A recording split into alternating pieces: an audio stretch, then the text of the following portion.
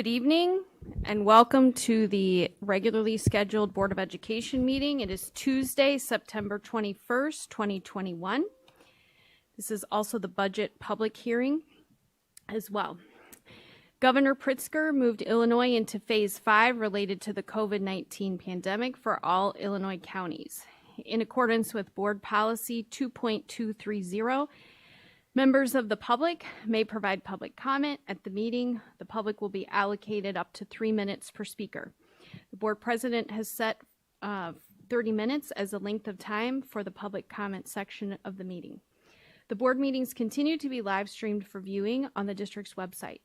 Electronic public viewing can be found at Board Docs by clicking the video button. All right, if you could call the roll. Mrs. Arvanites. Here. Mrs. Hostler. Here. Mrs. Stufen. Present. Mr. Collins. Here. Mr. Kaczynski. Here. Mrs. Caforio. Here. Mrs. Troutman. Here. Okay, all 7 board members are present. If we could stand for the pledge. I pledge allegiance to the flag of the United States of America and to the republic for which it stands, one nation, under God, indivisible, with liberty and justice for all.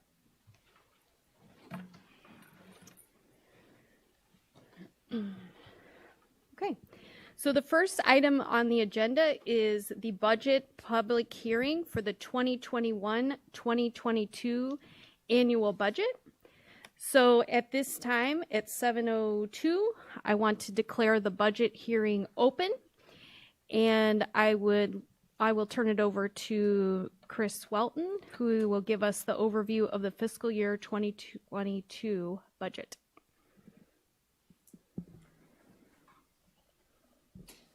Good evening. So tonight we have the final budget. We had the tentative budget on July 13th. And my budget presentation really focuses on the operating funds. But I first want to talk about the non-operating funds to get that to talk about the non-operating funds first. So there are 2 non-operating funds: the debt service fund, which we collect property taxes and transfers, and we pay off the bonds and leases from the debt service fund. The capital projects funds, we have 4.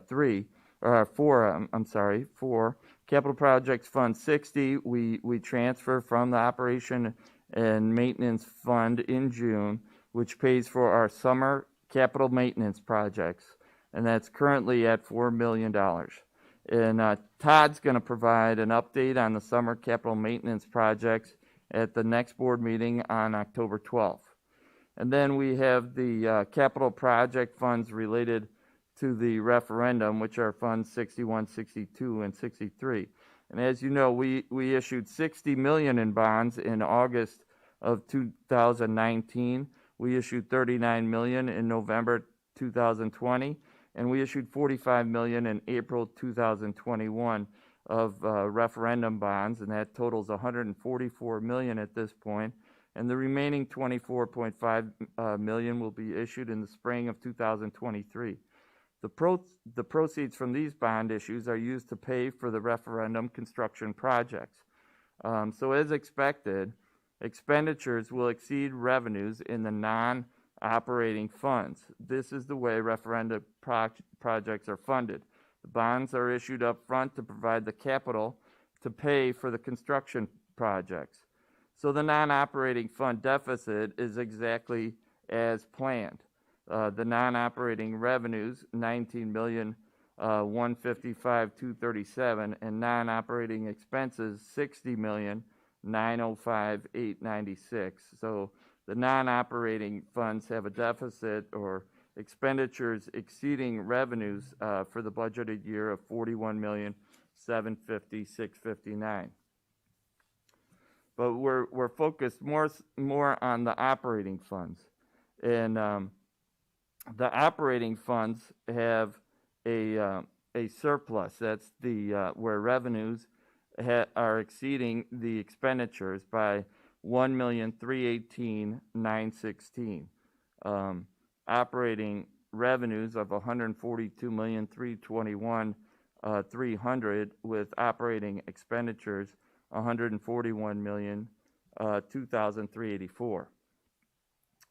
So I'll go back to the beginning here. So we just had a few changes on the revenue side from the tentative budget. We received an estimate from the Department of Revenue for replacement taxes, which was higher than the tentative budget by $937,000. And we reduced the transfer for technology leases by $516,166. In the tentative budget, we had mistakenly budgeted for a lease that was already paid off. But as you know, our mix of operating revenues is mostly local at in Elmhurst, District 205, 88.6% local. And 83.6% of our operating revenues are property taxes, leaving 16.4% for other operating revenues. And we have up there the state average, which is not, so it shows that Elmhurst is much more funded by local revenue sources than the state average because of our healthy property tax base that we have in Elmhurst. But revenues are, the total operating revenues are up 6.5%. Property taxes, which is our main revenue source, 83.59% of our operating revenues. So we had the timing of the property tax collections has a big impact on our revenue stream. And we received less in May and June than we have in the past, and so the difference will be collected in fiscal year 22, and this resulted in property tax revenue increase of 5.4% in this budget. And the Department of Revenue, as I said, for replacement taxes, they're estimating a 14.3% in replacement taxes. The tuition revenue line is showing an increase over last year because last year we prorated the all-day kindergarten tuition because of the remote learning. Interest income remains still, very, very low with really, really historically low interest rates. And then as far as state funding, the evidence-based funding for District 205 is flat, being that we are still in Tier 4 for evidence-based funding. The federal revenues is increasing mainly to ESSER 2, which was $956,000, where we're being reimbursed in fiscal year 22 for expenses, COVID-related expenses that were made in last fiscal year. And also the federal school lunch program is funding all of the meals this year.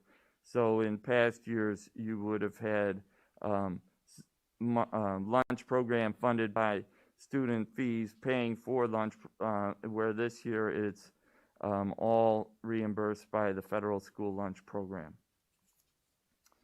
So on the expenditure side, the changes are, and the tentative budget was approved in July, so at that point in the year, we have a lot of vacancies, and so as the summer goes on, we hire, and then we get the actual employees that we hired in the system, and so we have more accurate information for salaries and benefits at the final budget.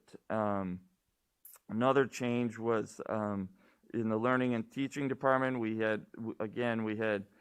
It was very early, and so we had some adjustments in purchase services and supplies from the learning and teaching department between the tentative and the final.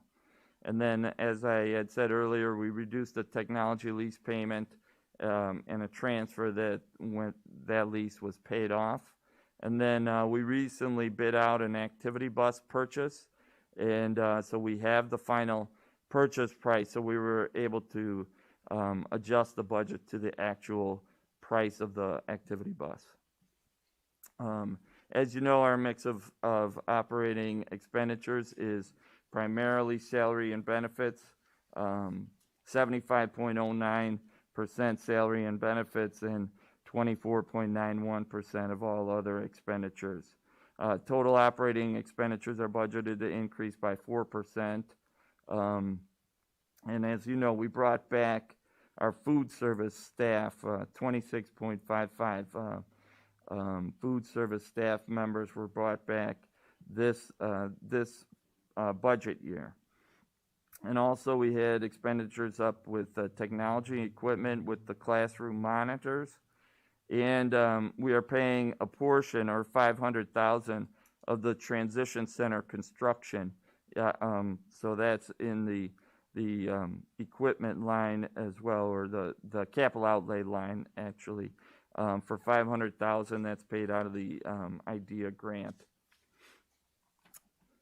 This slide just shows the number of certified staff since 2011-12. We had 615, and now it has increased. But what it shows here is that we really held the line with going from 713 last year to 711.3 this year.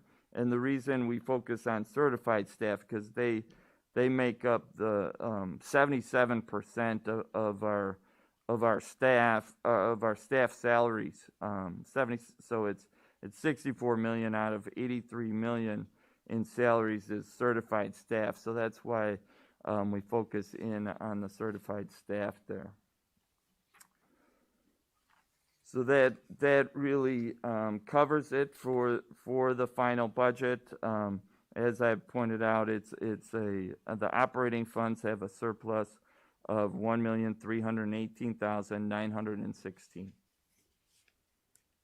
Thank you.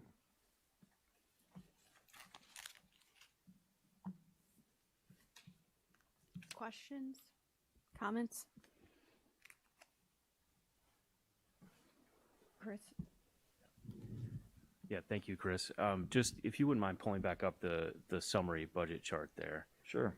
And I just wanted us to talk through for a moment the operating funds, moderate surplus, so essentially a balanced budget in that regard. And so for folks who are watching this, that sort of represents the day-to-day operations of our school district, running the schools, teachers in classrooms, et cetera. And then the non-operating funds, that's the CapEx associated with the referendum projects that we're funding with bonds. So even though it looks like a large deficit here on the bottom right, we're actually running a balanced budget and then spending bond proceeds to build the new buildings. Is that the right way to look at it?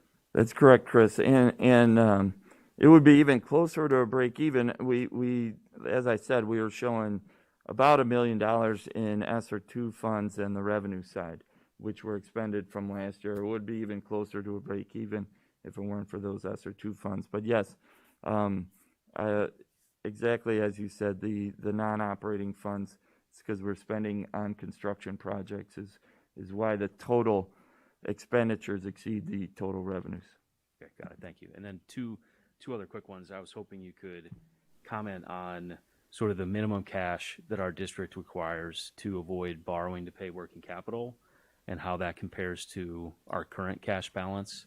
And then second, if you could just comment on how our district compares to other districts in Illinois from an administrative expense ratio standpoint.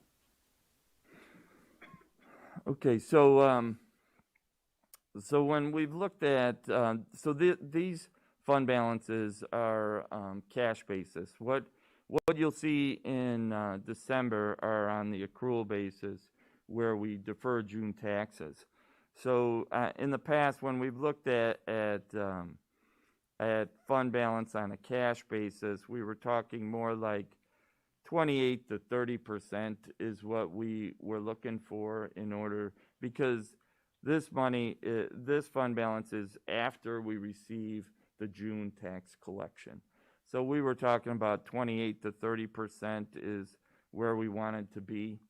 And as you see here, we have 44.49%. So there is some cushion in the fund balance, which is important because you know, we have had increasing enrollment in Elmhurst, and we have been concerned about the state funding. So and we want to have some cushion so that if something negative were to happen, that we have a little bit of cushion in order to protect our programs and from budget cuts and that sort of thing. So so we do like to have a little cushion in the fund balance. So 44.49 is definitely what I consider adequate reserves. So the state of Illinois, the State Board of Education does an administrator cost limitation calculation from the annual financial report. And we looked at the most recent which was from the 2020 annual financial report, and out of unit districts we were 380 out of 385. So that's from a low standpoint. So we were one of the lowest administrators in that state calculation. Understood. Thank you. Jim? So, Chris, to be clear, that number you just threw out, I would be accurate in saying of the 385 unit districts in Illinois, only 5 spend less per pupil on administration than we do. That's correct, Jim. Okay, thanks. I wanted to clarify that.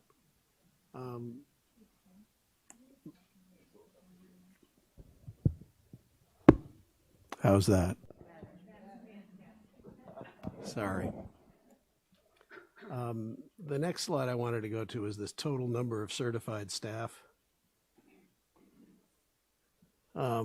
First of all, thank you for holding the line this year, but as I see a bigger trend, if I am not mistaken, our enrollment since somewhere between 2011 and 2013 has grown about 200 students, and it appears we've added about 100 certified staff, so that is 1 certified staff for every 2 students that we've added to our enrollment.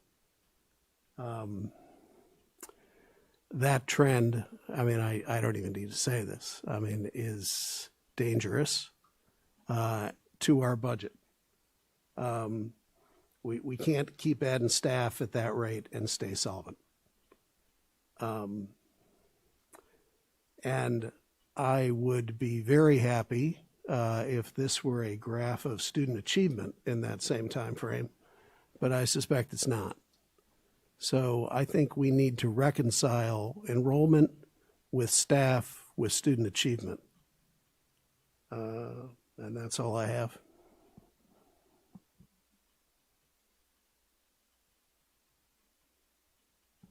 Yes, thank you for your comments, gentlemen.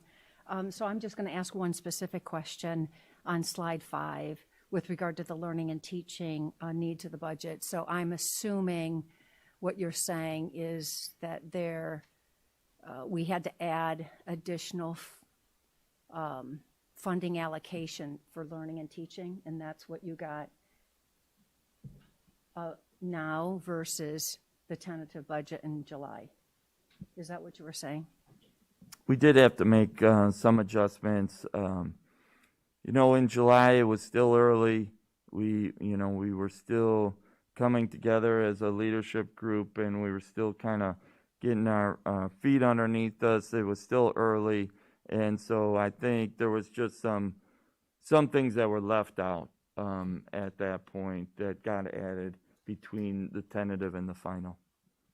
can somebody highlight, even at a high level, just so that we have some idea of what that is and what we can expect?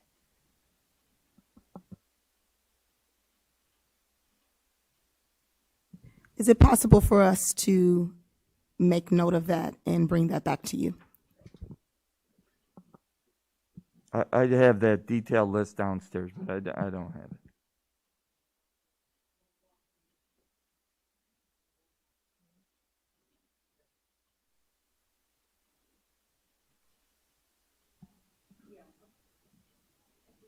Yeah, just a few points I'd like to make. Thanks, Chris, for a good presentation. It's always nice to see our budget in line with what our expectations are and good stewardship of our tax dollars, given so much of our funding comes from our property tax base. So thank you for that and your work in leading the district in this area. A couple comments I want to just make based on our conversation here. One is we have to remember that education is changing, and the amount of resources needed to support our students today is very different than it was even a decade ago.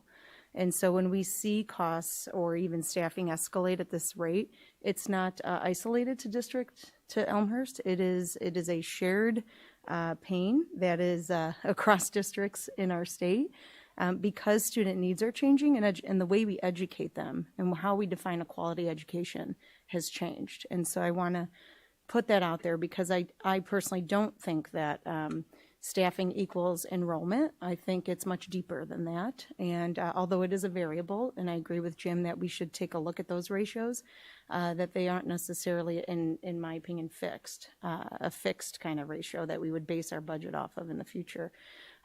We want to take a holistic approach to students and what they need and provide appropriate services. I think that's what our community expects for their children as they're educated throughout 12 years or for some more than that in our district. And I want to make one just other comment related to student achievement and steward or leadership of the district, and also the statistic you pulled out about being number 380 out of 385, specifically related to administrative overhead, right? What we're spending as a district. And so that says a lot to me about where we're at. On one hand, the positive side is that looks pretty good, right? I mean, we have low overhead and comparatively, we're kind of under. But the other side of me says, what are we missing? If we're going to focus on high value student achievement, then we need to make sure that our teams that are leading teaching and learning in our district are in fact of the same level, high quality, high performing administrators. And I'll just leave us with that note. Just to sort of add on to what you're saying, Athena, I think in the next few months, as we work on our priorities as a team and for the district, it's a great time to weave into that how the staffing piece, evaluating if the resources that have been allocated are achieving the goals that we want or we establish. So, all right. So, anybody else? Oh, yep. I just wanted to highlight, because I know that we haven't in a while, the EAV. I mean, I know that over the last at least 5 years, we've had significant EAV, and we do have to pay attention. I mean, it looks great now, and it's been holding us, putting us in a position where we can make I'm going to call it the easier decisions economically, but 10 years ago, when I was on the board 11 years ago, we weren't in this state. And we didn't have as much EAV, and we've sustained a lot of new construction. But as there's only so much new construction that you can do, and as that slows down or stops providing the significant millions of dollars into our budget, we do have to think about things like, what's the achievement based on our costs, based on our staffing. So, I mean, that's important for us to know, because at some point that EAV is not going to be there to help us do all the things that we've been able to accomplish.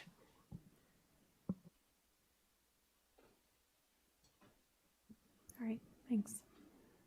You have something else? I have one more thought, sorry, and it's back to building in that contingency you were talking about for the unknown, and I appreciate you taking that approach and building in a cushion.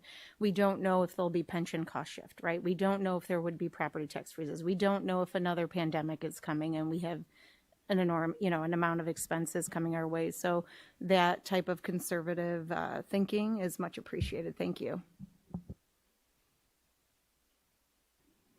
Okay, thanks, Chris. All right, so next is budget hearing public comments. So these are only comments regarding the fiscal year 2021-2022 annual budget. Do we have anyone on the list? I do have one person listed, but they're listed on both lists. So I just wanted to confirm, Ms. Sutherland, did you want to talk about the budget or a public comments for the general meeting? Yep, then you're up. Okay, so you have up to 3 minutes. Just please give your first and last name, and we'll let you know when you have 30 seconds left. Sure. Okay. My name is Angie Sutherland. I wrote some comments just a minute ago regarding the budget, so these are not very well prepared, but I did want to make a couple of comments. I know that the percentage of our local taxes as a total of our total taxes for our operating revenue is pretty high compared to the state average. I'm curious, how does that look compared to other districts, other high achieving districts? I believe it's fairly common that most of our operating revenue comes from property taxes in the Chicago metro area, and so I'm just curious, how does Elmhurst relate to those districts? And then I also want to make a comment about the state underfunding education. I think that's something that, I don't know, as a community, that we can advocate our state government officials to provide more funding from the state so we don't have to rely so heavily on local property taxes, as that is somewhat of a burden. I also noticed that the lunch fees are pretty low this year, given the federal government program, and that in 2020, the budget was $300,000. I was wondering if this is something the board can look into. It seems like a pretty low number relative to the total budget. If even after the federal program does go away, if we can continue to offer free lunch for our students. I came from CPS and it was free for all students, and it just made things so easy. If you needed to get some lunch that day, you just go and get lunch that day. And I've noticed that that ease for parents, and it doesn't seem like it's a large amount, that if there's a way to build that into the budget in future years. I also was curious, how has the CARES funding been deployed within this budget? I wasn't able to see anything in the documents, but I may have missed it. Related to operating expenses, I saw as a percentage, I was also curious, what is that operating expense per pupil? And is it possible to see that for York High School, separate from the K through 12, separate from either Madison? Because I know that the needs are different across those different levels. I appreciate having that cushion in the fund balance, given the uncertainty of our state government and the funding that may or may not come through. 30 seconds. The staff per pupil, I'm curious if that is a metric that you have available, and again, how does that compare to other districts? Because I agree with member Athena, and I don't know how to pronounce your last name, that having more teachers could be due to the different needs of the students. It's not necessarily a linear relationship, and it really needs to be based on what do the students need, what does education look like today versus a decade ago. So I appreciate those comments. So that's all I had. Thank you. Okay. All right. Thank you. Okay, so it is 7:31, and I will declare the budget hearing closed. And we will move on in the agenda to public comments. As a reminder, this is the board's business meeting that we hold in public. We welcome public comments and appreciate your time sharing your thoughts at the meeting. As a community, we all have high standards of being respectful and courteous as you present your content of the public comment. We ask that you provide your first and last name when you come to the podium.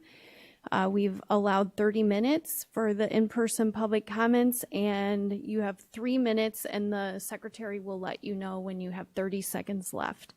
So with that, we will call the first speaker. Mr. Chavez? Tom Chavez? Next speaker is Monique Manuel.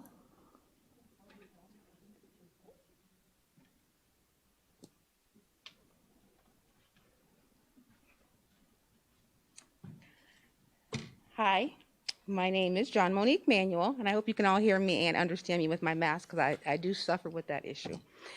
I would like to start by introducing myself. I am the newly elected president for the PSRP union, which I serve proudly and represent. I'm here also just to kind of give you an idea of my management style in order to understand how I plan to lead our unit for the next prospective coming years. Myself, if you ask anybody, they're going to tell you the girl always smiles. She always, in my opinion, has a welcoming attitude. I'm not afraid of having any type of hard conversations, and I typically have the idea of looking at a glass half full. And one thing that I was always taught is when you bring an idea, you always bring a solution with you. The things that I value are truly open conversations, respect, hard work, honesty, and more importantly is treating others the way that you would have them treat yourself. And like I said, those are the ways, the values that I intend to lead our PSRP unit throughout the next couple of years. The reason that I'm really here today is honestly to address item F on the consent agenda, the supplemental staffing contracts for the educational assistants.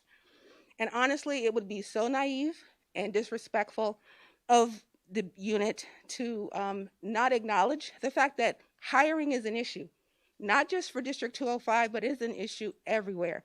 We see hiring signs everywhere. So we do acknowledge that and do understand that that is not a unique situation for our district.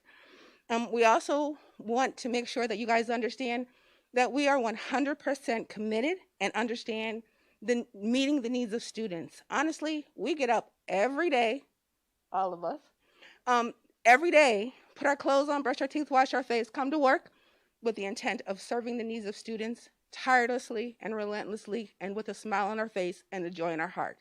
Those are what we do. That is what we're here for. But briefly, I would just like to give you a timeline, again, of where we're at and where we stand. So as the number of educational assistants, the vacancies grew, the district did respectfully reach out to me and say, hey, we're having a problem. And then their intent of using an outside agency. And while we understood the need, we respectfully said, we're concerned about you using the outside agency.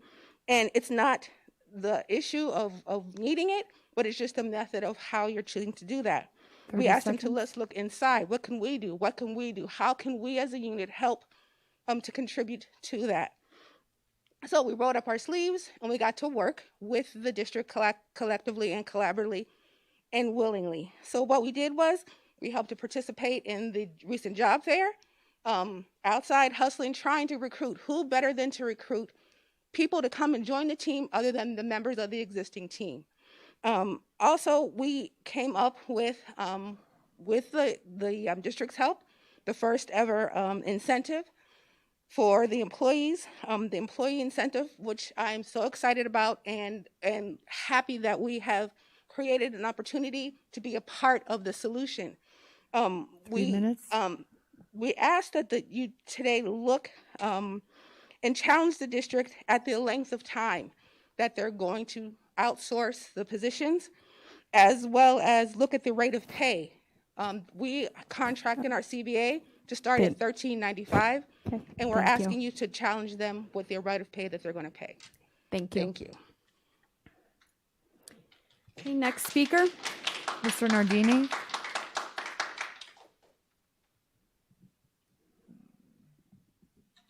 Hi, everybody. My name is Guido Nardini. I grew up in Elmhurst, and I have 2 boys at Bryan. Dr. Campbell, at the beginning of the year, said her goal was forward together. And over the summer, when she introduced herself, I saw her speak at the Bryan cafeteria. She said her number one commitment was to make sure that we had full-time in-person education, and she has made good on that. I always try to imagine in a conversation what the other side is thinking, and I would guess that as you guys suffer through our public comments, what you want to focus on is the budget, you want to focus on a facilities update, but my pep talk for this meeting is having an in-person safe environment for our kids isn't as expensive as a $40 million facilities upgrade, but it has to be the most important thing, and you guys are doing that. Thank you for reinstating the dashboard. As of today, when I looked at it, there were 7 in-school contact quarantines and only 27 positive cases district-wide, 0 deaths. That's a win. This isn't a normal year. We're not in a normal year where we can just deal with regular school issues. This is a once in 100-year thing. Don't get distracted, please, by the noise. Follow the science, unmask your children is a non sequitur. It doesn't make any sense. It's like respect your elders, stop, drop, and roll. Masks are a minor inconvenience, and they are what are allowing us to be in person and educate our kids. Thank you very much for keeping our kids safe. I appreciate it. Okay, thank you. Next speaker. Ms. Sutherland?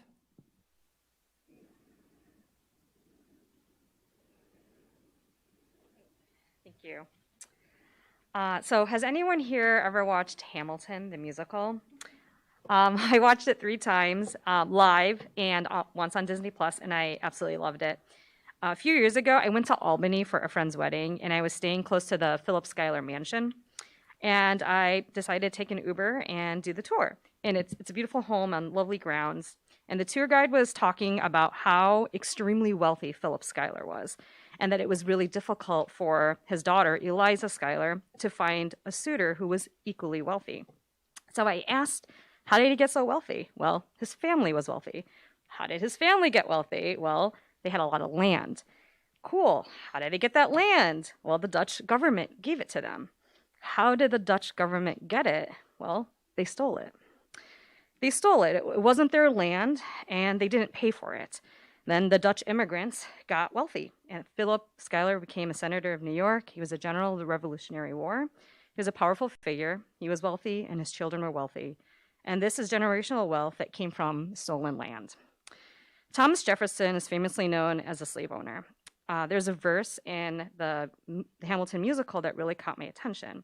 And it's when Alexander was in a cabinet battle with Jefferson, and the North had accumulated some debt from the war, and he proposed a financial arrangement for the Union. Jefferson says, if New York's in debt, why should Virginia bear it? Our debts are paid, I'm afraid. Don't tax the South, because we got it made in the shade. Hamilton replies to him, a civics lessons from a slaver, hey neighbor, your debts are paid because you don't pay for labor. You don't pay for labor. He had an enormous estate, and his slaves were kidnapped and forced into work. So why am I telling you all of this? So it wasn't until I was in my 30s that all of this clicked. I took AP US history in high school. I knew about slavery. I knew about the war. I myself am an immigrant, and I'm very aware of how America is a country of immigrants. And yet it took a musical for me to put it into perspective.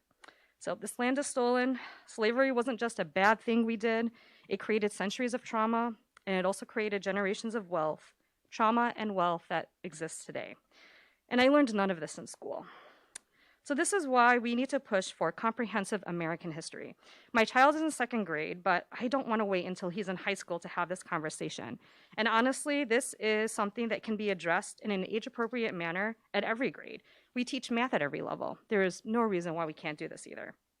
If after my comments, if you or the public don't think we need comprehensive American history, I just want to ask yourselves, what are you afraid of? So I will leave you with a quote from Martin Luther King Jr. I still believe that freedom is the bonus you receive when you tell the truth. Our students deserve to know the full truth of our country and our history. Thank you. Thank you. Next speaker. That's it. Okay, thank you. We will move on in our agenda. Next item is approval of board meeting minutes.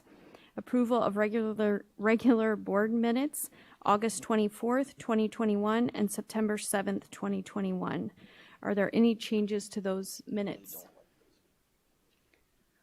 Okay, then those minutes stand as presented. Item 6 on the agenda, reports and presentations. We have a facilities construction update.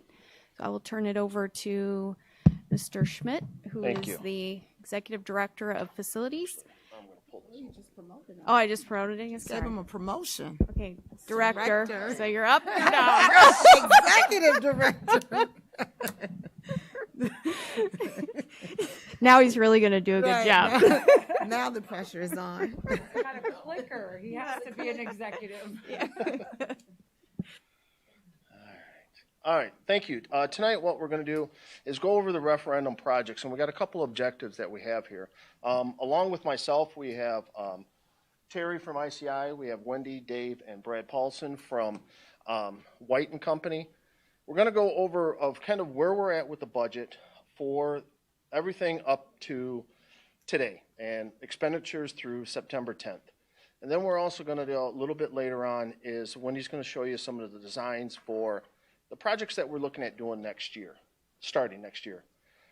Field, Jefferson, Jackson, and Fisher. And part of those are some additional scope things that we've added for additional investment in these buildings. And we're going to kind of run you through the presentation of kind of where we're at right now. With this slide right here, what we tried to capture here is showing you exactly where we're at with completed projects, projects that are done, we're just waiting final invoicing, projects in process, projects in design, and remaining projects. What we did add to the slide is on our projects, there are things that through the course of us designing the projects, there's some additional investments that we put into each of these buildings with some added scope. Those things weren't anticipated when we started this project back in 2017 and 2018 for various different reasons. Each project's a little bit different. If we had unsuitable soils, we were just going to replace the rubberized track, but then we had to do the asphalt, the underground, the subsurface, the drainage. When we looked at the office remodel at Fisher, that office was not big enough, so we added an addition on there. When we did some of these additions based on the DuPage County and the City of Elmhurst Stormwater Management, there was some increased in there. So there's various degrees of different things that as we evolve through the process of these projects, we had to add some additional scope. And so what we're trying to look here on that top line there is if you look at the projects that were completed, these were projects that were done 2018-19. The referendum budget was $3 million. We came in at $2.8 million, $800,000 under budget for those projects. That includes additional investment in the projects. And to the right of that, that $392,000 was additional scope that we put into the project. So the next column over would show if we didn't do that work, we would have been approximately 1.2 million under. So what we're just trying to show there is we're managing the projects as per the referendum, but we're also adding some additional scope based on the needs of the facilities at the time when we do the design work and we do these projects. And it kind of goes through and for each one of these, on the top three ones with the completed projects and the projects, that 2.9, almost $3 million of added scope is stuff that we've already completed, already in process, we're working on right now. Below that, projects and design, that $10.5 million, that is some of the things that we're going to bring to you tonight as additional work that we're looking for additional funding above and beyond the $168 million. Increasing field from a 3-section to 4-section, adding 6 classrooms onto Fisher, along with its renovations, adding library media centers onto Jefferson and Jackson. So kind of what we look at with all the projects in there is if you look at the column there where it's 11.4 million, with all the added scope that we've already done, plus what we're presenting to you tonight, that would show approximately $11.4 million over budget with that added scope. And that added scope is approximately $13.4 or $13.5 million.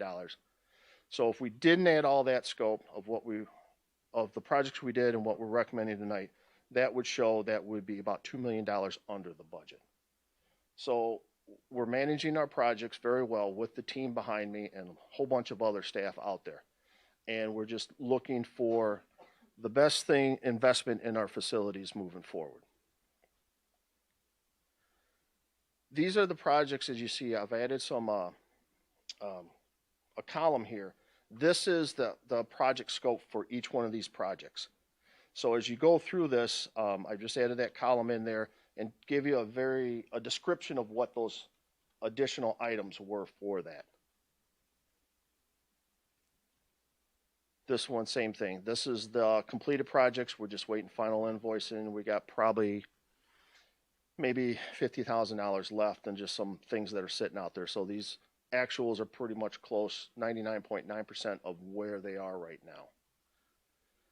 With the projects in process, bid awarded, these are things that are just about finishing up that we started. Edison, we started last year, we finished that up. And these other projects, we're just about finishing them up along with the transition center and Emerson and Edison and the HVAC upgrades.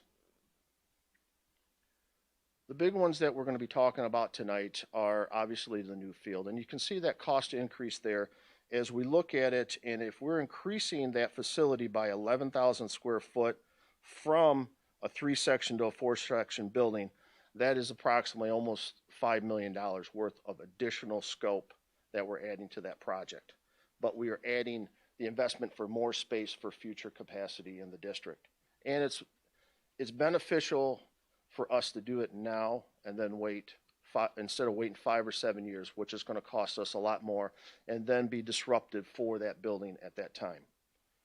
With Fisher, adding the classrooms for the increased capacity, that's 6 classrooms that we're adding out there based on that program right now is really expanding out there, and they don't have the necessary space that they need for all the programs that they have in that building right now.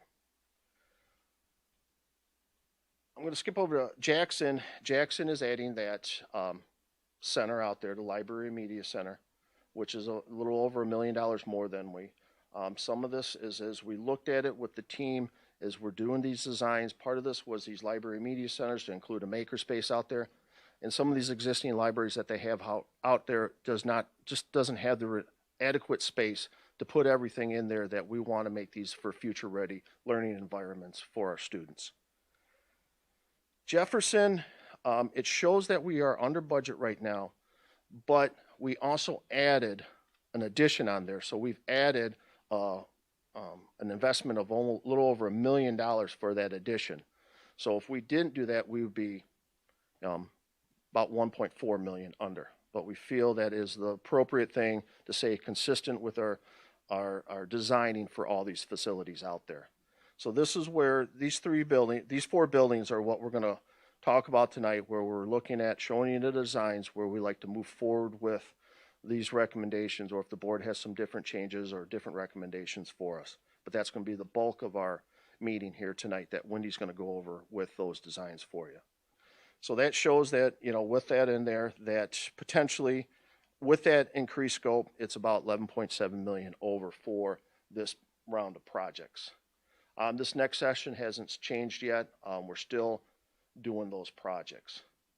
So again, just back onto this in the summary, as it shows right now with the additional scope and investment that we're putting in the buildings, it's approximately, as it stands right now, a little about $11 million over what the referendum budget was, but that's an investment of an extra $13-14 million in added scope to the project. Any questions on the budget numbers?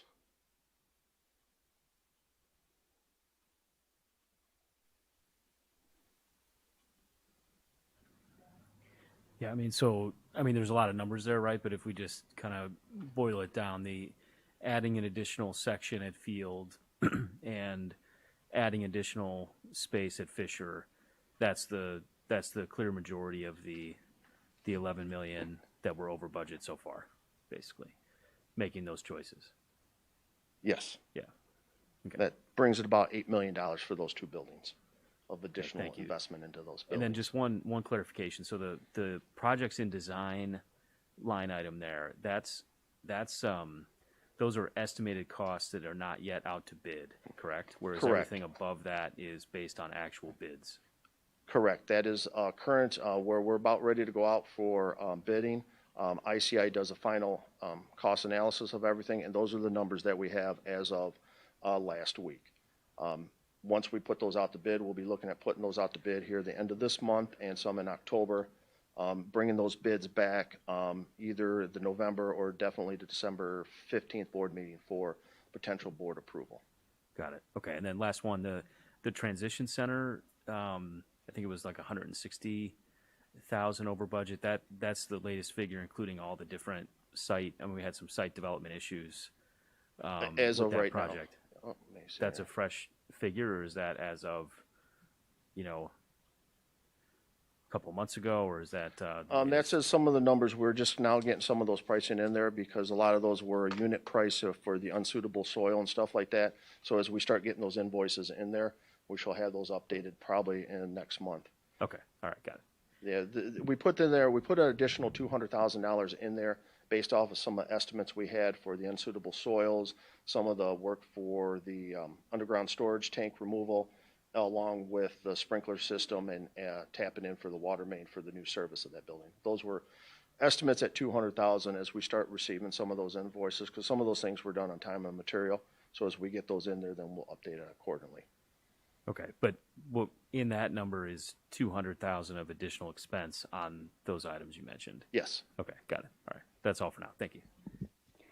Can you go to the field? Can you break that down a little bit? Just remind us, what was the cost for making it a 4-section school versus a 3-section in comparison to the original budgeted amount?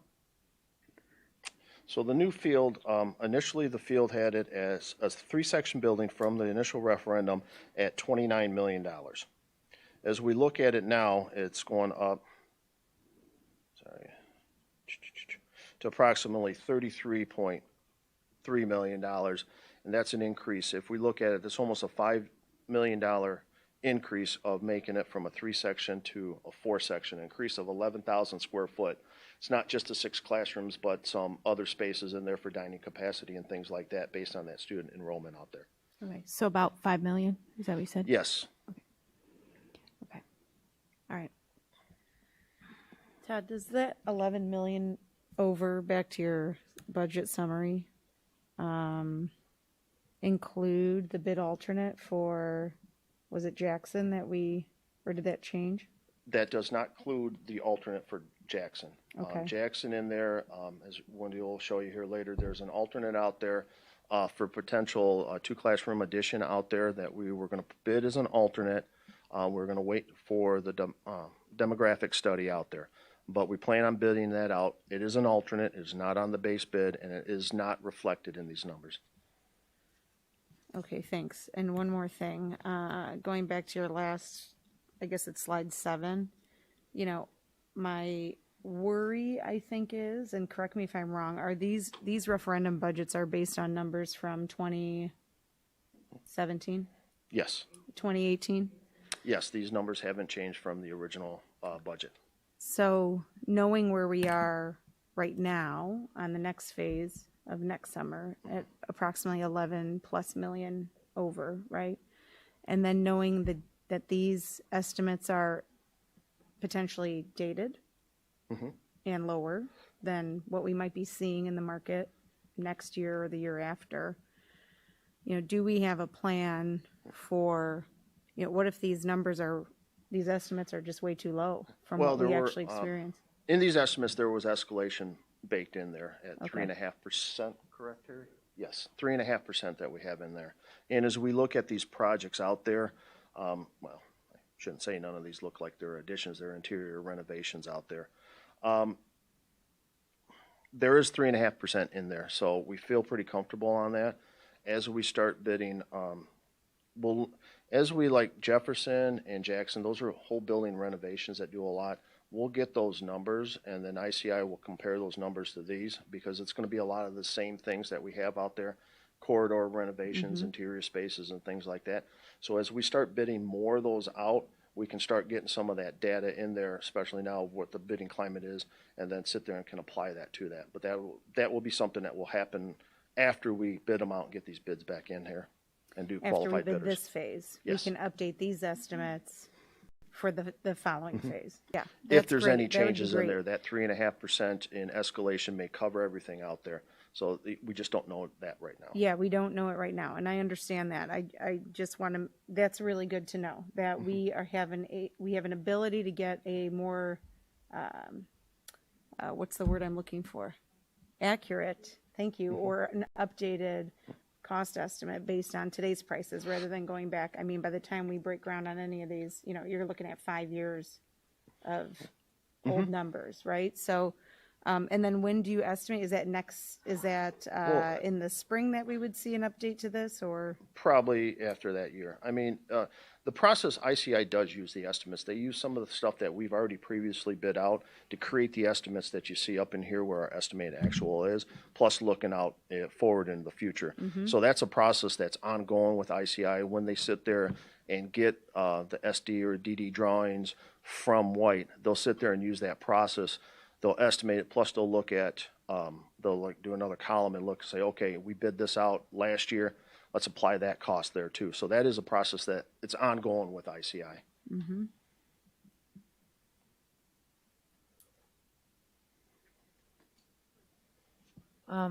Not budget related, I'm sure you're happy to hear, but before I let you go and Wendy steps up and I forget my point, could you give us a quick, I am old, a quick update on the timeline of Transition Center and the turf field at York and how that impact has progressed? With the turf field, the city is done with their main portion of the storm trap work. They're doing a little bit work on the lift station that's out of it. All the work out there right now is the work that the district is doing, where you see that they're doing a lot of concrete work. What they're doing is installing the curb around it, which we're going to nail into for the field turf. They're putting the fencing out there, plus you see some 30-foot posts out there where we have big netting on the north and south side. We're looking to have them done here by the end of this month, and around the end of this month, we're coordinating with Field Turf where they would come in and finish up the field turf out there. So we're probably right around the second to third week of October to be completed with the project with the field turf out there. It's going along really well. There's a lot more curb out there. The city is done with theirs. We had that issue where we were going to let it sit there because we were worried about settling, but it's a perfect time frame because we're doing our work. It's taken us about 3 weeks, so it's going to settle. We feel very comfortable with it.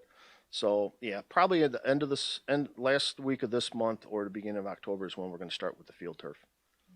With the transition center, we're making great progress. Once we got that unsuitable soil and some of those other issues that we came up with, we're going to actually be tearing down the construction fence out front because we're finishing up the landscaping right now. We have to seal coat the west lot of the driveway.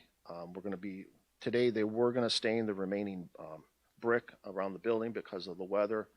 But we're looking here, we got appliances, some other things coming in the second week of October. So we're definitely on track to have that ready to go and have everybody moved in by the end of October as of right now.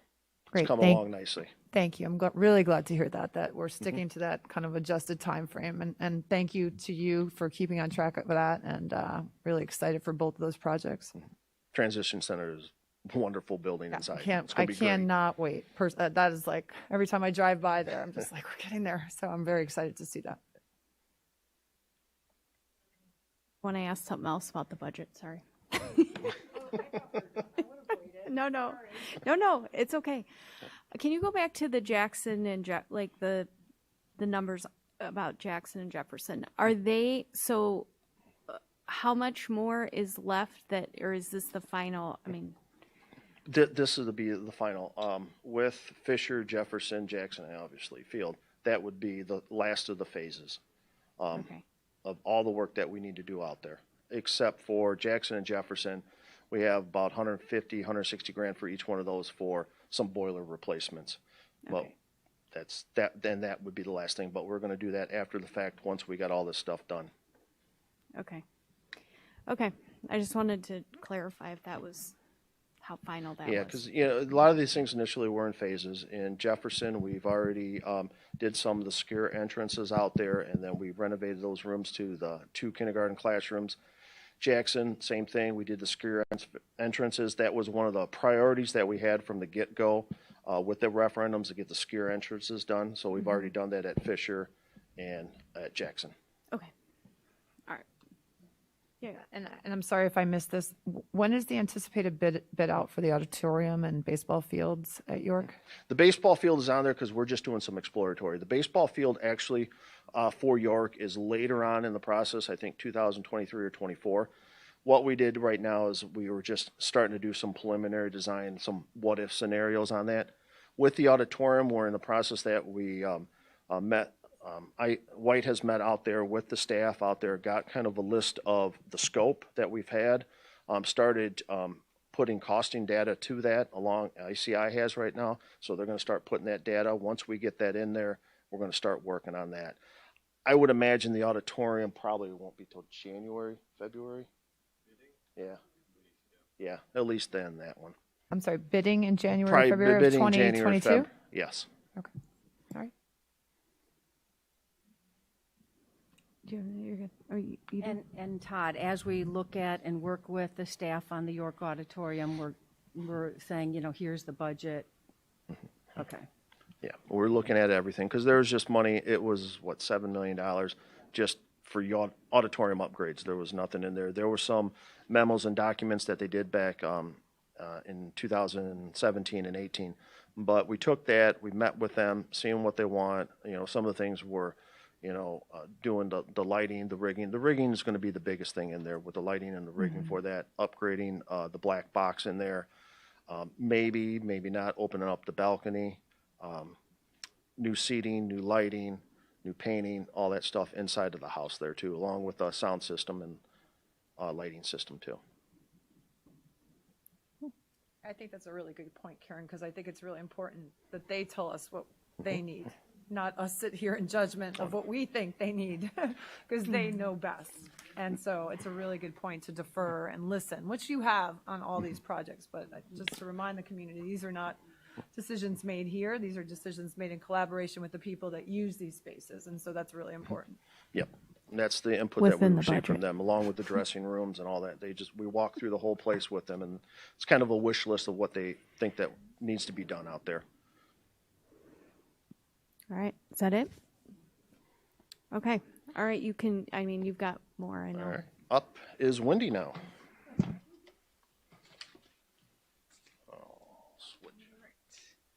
Hello. So I'm going to take you through a little bit of the detail of the items that Todd just showed the numbers on. There we go. How's that? Thanks. Yes, a few inches shorter. All right, so a little bit more of the detail and some pictures to go along with the numbers that Todd just talked about. We'll start with Jackson first. So the Media Center addition that is happening on one end of the building, and then creating a true makerspace that works hand in hand with the Media Center, updated heating, ventilation, and new air conditioning, galvanized water piping replacement, corridor renovations that'll carry throughout the whole building, new structured data cable, PA, and clock systems. So in terms of pictures, we're really going to take a dwelling look at the media centers and entering in at Jackson on the west side. So getting a sense then, the existing building, having located the media center takes up an area that actually is a recessed floor. So that's something that had to be dealt with. And in doing that, we're looking at relocating it to the east end. So that dashed red box is the new media center. Working hand in hand with that is the maker space. So since we dislocated 2 classrooms, we're making those up in the old media center. Those will be some really nice size spaces. And then, as Todd mentioned, the alternate for adding an additional 2 classrooms at this building. Okay, so taking a deeper dive into the media center, that has always been a priority throughout the referendum of bringing media centers to be the true heart of each building, both figuratively and literally. So taking a look at an updated media center that really is going to be about reorganizing the space, areas that really draw the students in, have a little bit more visibility and connection to just the making and doing of media. So if we look from overhead, peeling the roof off so you can really see some of the guts of the space and some of the fun aspects of it. Lots of open visibility. We're inviting some new program spaces, such as the small group rooms. Those are shown in the light green. That's a program piece that has been added at Edison Elementary School that has proven to be successful and helpful, not just for what happens in the media center, but all of those pull-in, push-out programs that your specialty teachers have. And at Jackson particularly, we're building upon some nature-based themes. Jackson, we chose to use the canopy theme, building off of their school green color. And that's just something that's used for some of the formwork and material palettes. So what that space actually looks like as you step further back into the library, looking towards the main entry and corridor, you start to see some of the literal leaf shapes, as well as the coloration of what we're doing up in the ceiling, as well as some of the perimeter painting and bringing that theme in. So we, look for open themes that can be built upon over time. But you can see some of the openness that I had mentioned and nice sight lines. Okay, so jumping over to Jefferson then, a lot of similar projects happening there.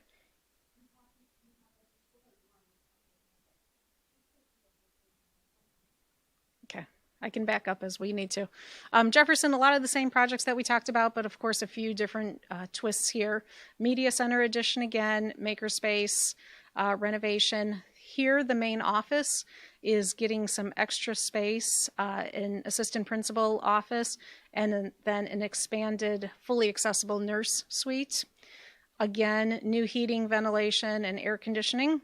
The water pipe replacement, corridor renovations throughout, structured data cable, PA, clock systems, parking lot expansion happening here, and then some work to the site along with playground drainage improvements. Okay, so taking a look at Jefferson now, entering in from the north side. Taking a look at that overall floor plan, the media center had always been right next to the main entrance. And that will now move to the other side, as shown in that circled dashed red box, along with the makerspace directly adjacent to it. You can also see where we captured in here the updates to the main office. Again, that bringing in the assistant principal's office and nurse suite. The old library then is converted into 2 classrooms, and the old TRC is where we're showing the new art space. This is one particular school where there was still some instructional spaces in the basement, so bringing the art room out of the basement and up in the mix with the rest of the classrooms. Again, similar layout ideas that we've had at Jackson and even going back to Edison Library as well. Low height shelving, open sight lines, introducing the small group rooms, giving the staff some good adequate workspace, but not necessarily being at the center of the universe, and then introducing the small group rooms and the connection to the maker. So looking from overhead again. The other thing I'll mention, I think I forgot about this, is all of the furniture, all of the shelving furnishings are all mobile on wheels. So we're just showing one potential layout. The nice thing about this is that just that future flexibility of your teaching staff being able to make it their own and evolve over the years. All right, so at Jefferson then, we played upon this lily pad theme, building off of their school blue color and some of the shaping as a nature-based concept. And here we are looking at the center of the space, bringing in a little bit more natural daylight too through some skylights, but all of the same amenities that we had mentioned before. Okay, stepping over to Fisher then, we're looking at a 6 classroom addition here, and that 6 classroom addition is a base bid of 4 classrooms with an alternate to accept an additional 2 classrooms. All 6, okay. Sorry about that. Yes, all 6 at once. Then media center renovation, not addition. We're relocating it and renovating that space. That'll be tied hand in hand with the maker area, the new updated heating and ventilation, and new air conditioning system, galvanized water piping replacement, corridor renovations. In this case, we're also updating staff toilets and updating the structured data cable, PA, and clock systems. So similar, but still some unique differences. So Fisher, looking from overhead, then the existing plan as it is today, and relocating the library where it was, bringing that actually to the kindergarten, first, second grade neighborhood, updating the spaces that are adjacent and around that area, relocating some of the support pieces, resource teacher rooms and offices where the media center had been, and then the classroom addition is in the dashed red line. So there's the 6 rooms. Taking a look at the media center again in a little bit more detail. This has a bit of a different flavor to it since it's located in the middle of the space, but all of the same elements that I've been stating before. Concept here is a garden path, which is quite fitting because there's truly a path that snakes through the space as you get from one end of the building to the other. And then moving on over to Field Elementary School. So the changes here that Todd was capturing is the big change going to 4 classrooms per grade level, which, as Todd mentioned, it's not just about more classroom space, it's also increased dining capacity that's needed. A bigger building footprint's going to call for more stormwater detention, and then 74 parking spots with an additional drop-off lane. So what the footprint had looked like before, the white is the footprint of what the building was, and so we've overlaid in red what that new bigger footprint is. So we tried to keep things as concise as we could, shifted the building a little bit to the south, not wanting to get any closer to North Avenue. So you can see there's some additions and subtractions, but overall, as Todd mentioned, 11,000 square feet over the 2 floors. And then to look at the plan, again, additions to the classrooms in the 6 different neighborhoods, but then really expanding that dining so that it's not just on one side of that center core space, but is able to expand and get more capacity throughout the middle. And that's really where the bulk of the square footage was added. So taking a look at, as this building evolved and changed from the, let's see, this is the southwest corner off of Emory, you can see other changes that were made was really some editing to the exterior materials. We like to refer to this building as not necessarily being the sister to Lincoln, but a close cousin, similar materials, similar quality, a little bit of a different take on some of the colors here with the exterior colored panels and some of the wood tones that are happening. But mixing in the same materials of metal panel, brick, the precast concrete for the storm shelter on the gymnasium.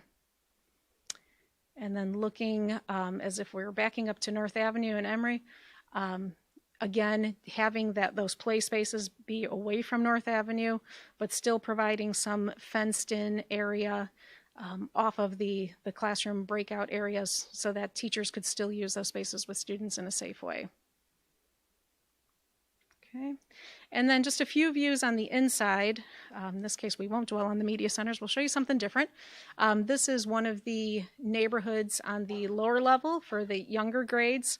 The grades each have their own dedicated neighborhood areas, but this is a central gathering area that connects both floors. And then this is one of the typical grade level neighborhoods. So providing those spaces outside of the classroom for teaching and learning to happen is something that we're able to do through creative use of circulation spaces. And then the center core of the building, the dining that we've been talking about so much, this has a gathering stair that can be used for presentations, but also connects the first floor to the second floor, leading up to that library And that's where some of the dining happens all around the center area. Okay, that was my last image. Okay, thank you. Questions, comments? Do you want to start? I think I'll start with slides 11 and 12. Okay, I don't have numbered slides in front of me, so you have to Oops, help me a little. Let's start with Jackson and Okay. the before and after Thanks. picture.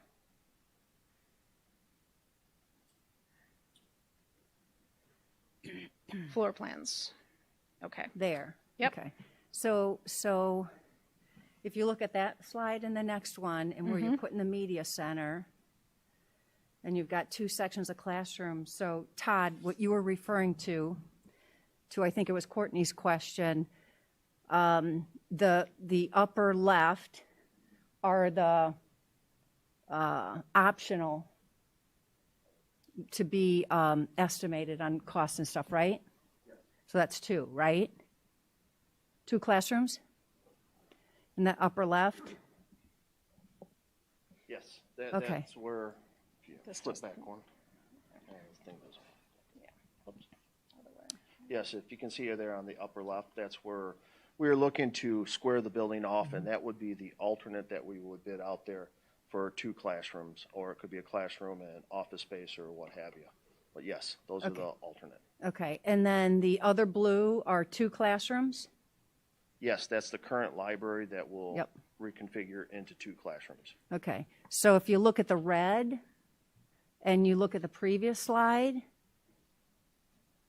you're taking out three classrooms and you're replacing with two?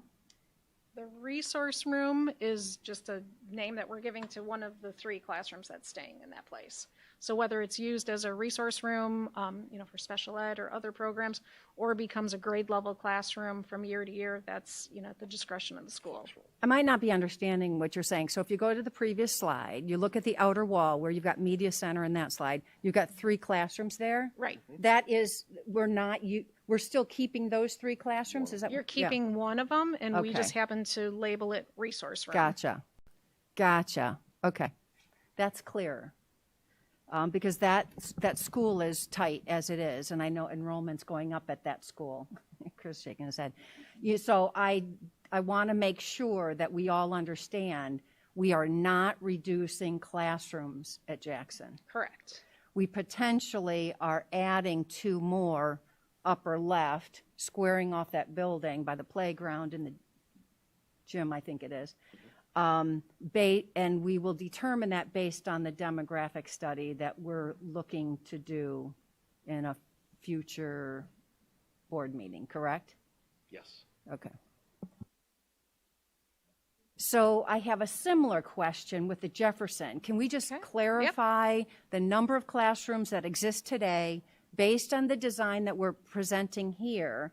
We are not reducing the number of classrooms at this school either, but it looks like it could be based on the design. You know what I mean? Just if you don't, I just want to make sure that we're clear to everyone. Right. The three classrooms that you see grouped together, CR, one of those stays in place. That's the one to the left of the maker. The other two are made up in the upper blue box where the media center had been. In theory, you're really gaining a space because we're bringing art up from the lower level. That was just a main thing that I wanted to make sure that we are making it clear, to us and the community, that we're not reducing classrooms at these schools because that's important. They're tight.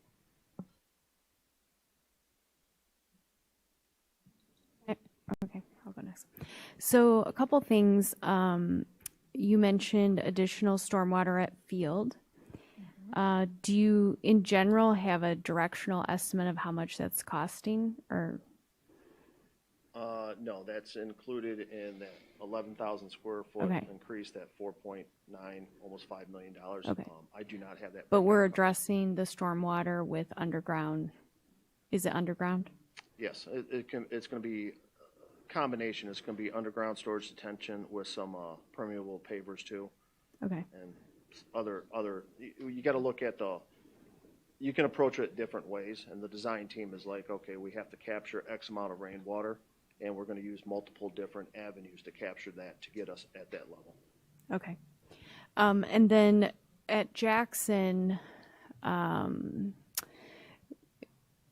we're doing, I think it said like additional drainage or something. Can you go to the blue slide of Jackson? Jefferson? No, Jackson. No, I don't think. Maybe not. I mean, still go to Jackson, I guess, and look at okay. Yeah.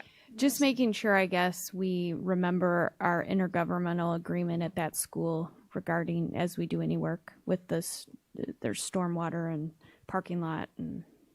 Yes, and I have talked with the city engineer about our project because they'd like to do that project next year, so they're going to have to coordinate with us. And part of that project is the parking lot out there is once they do their stormwater drainage issues that they have back there, they'll replace the parking lot as part of that IGA. So we have already touched base with them because we're going to have our contractors out there and we're going to need that space. So they're going to have to do their part of that work towards the end of the summer. So we have to have that conversation with them. Okay. All right. Thank you. And then my final, I guess, question is, so these are beautiful pictures, beautiful schools. And have you done the work of looking at, can you save, are there ways to still have it be beautiful, but cut some costs, when you look at the amount that we're over, because I know we've expanded the scope, but are there things that you've looked at for cost savings? We have looked at things out there with these, especially with the interior renovations, staying consistent with the other ones. There's not much more that we can shave off of there because we're doing the corridor renovations, which are going to be consistent with everything else. Pulling new data cabling, putting new lights in the corridors, flooring in the corridors, along with painting the lockers out there. Those are just some of the basic things that we're doing in the corridors. We did look at some of the stuff. We shaved a couple things off of it, but it's pretty much right there we're pretty much exactly where we need to be for providing the facility that we feel is necessary for this building. And I'm kind of meaning more than just Jackson, but just overall as we, when we see that total, that it's a big number that we're over. So just making sure that we're being, thoughtful. And if there's any things that could be changed that don't really take away, in Edison, there were some changes that were made that still protected the uniqueness and the, it's a wonderful addition, but there was some cost savings in that.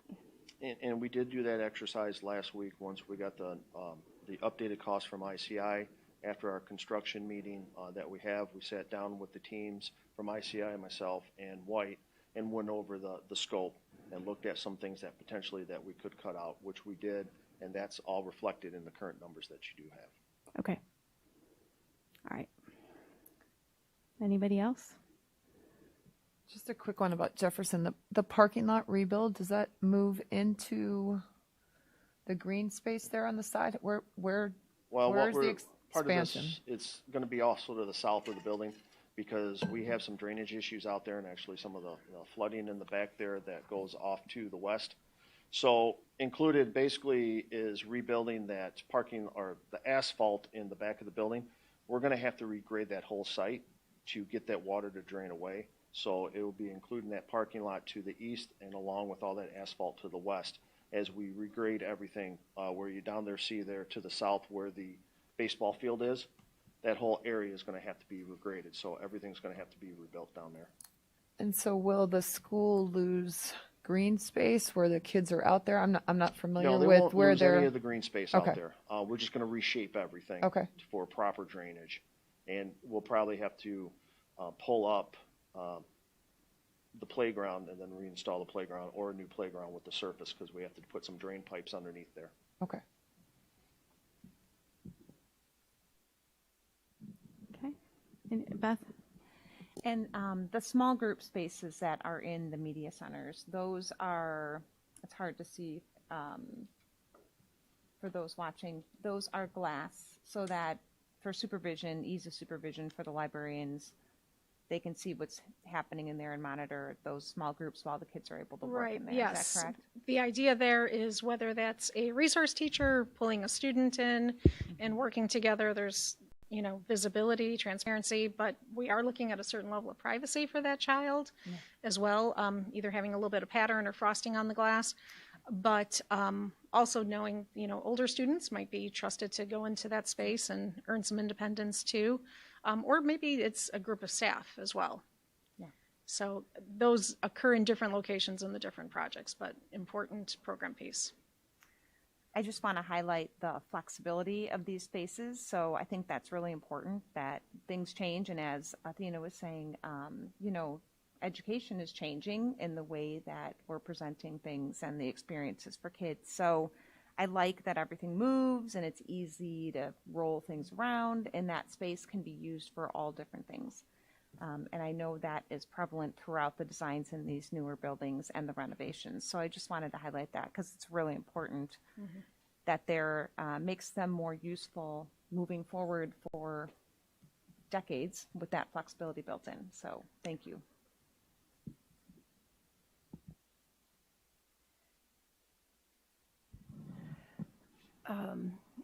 Todd, you, with all these designs, you work with the city on, you know, specifications and any concerns. Has that been done for Jefferson and the storm detention at this point, and that's how you have the estimated costs? Yes, as initially, I believe it's been submitted there, without our civil engineer here to go through that, but they've been handling that process, and they will get comments throughout the process from the city. But we have to go and get permitting for that when we do the site utilities and the stormwater. So they have started that process with them. And it's pretty consistent. We know what the city is requiring, so we're incorporating that into our designs now. Okay, and so that's what's in the budget that you estimated? Okay. There might be a small change here or there, but nothing on great big magnitudes. Okay, and then the last piece is, as you were answering Kara's question and saying that you're going to go to the city, they're looking at doing the Jackson Field next year. Yes.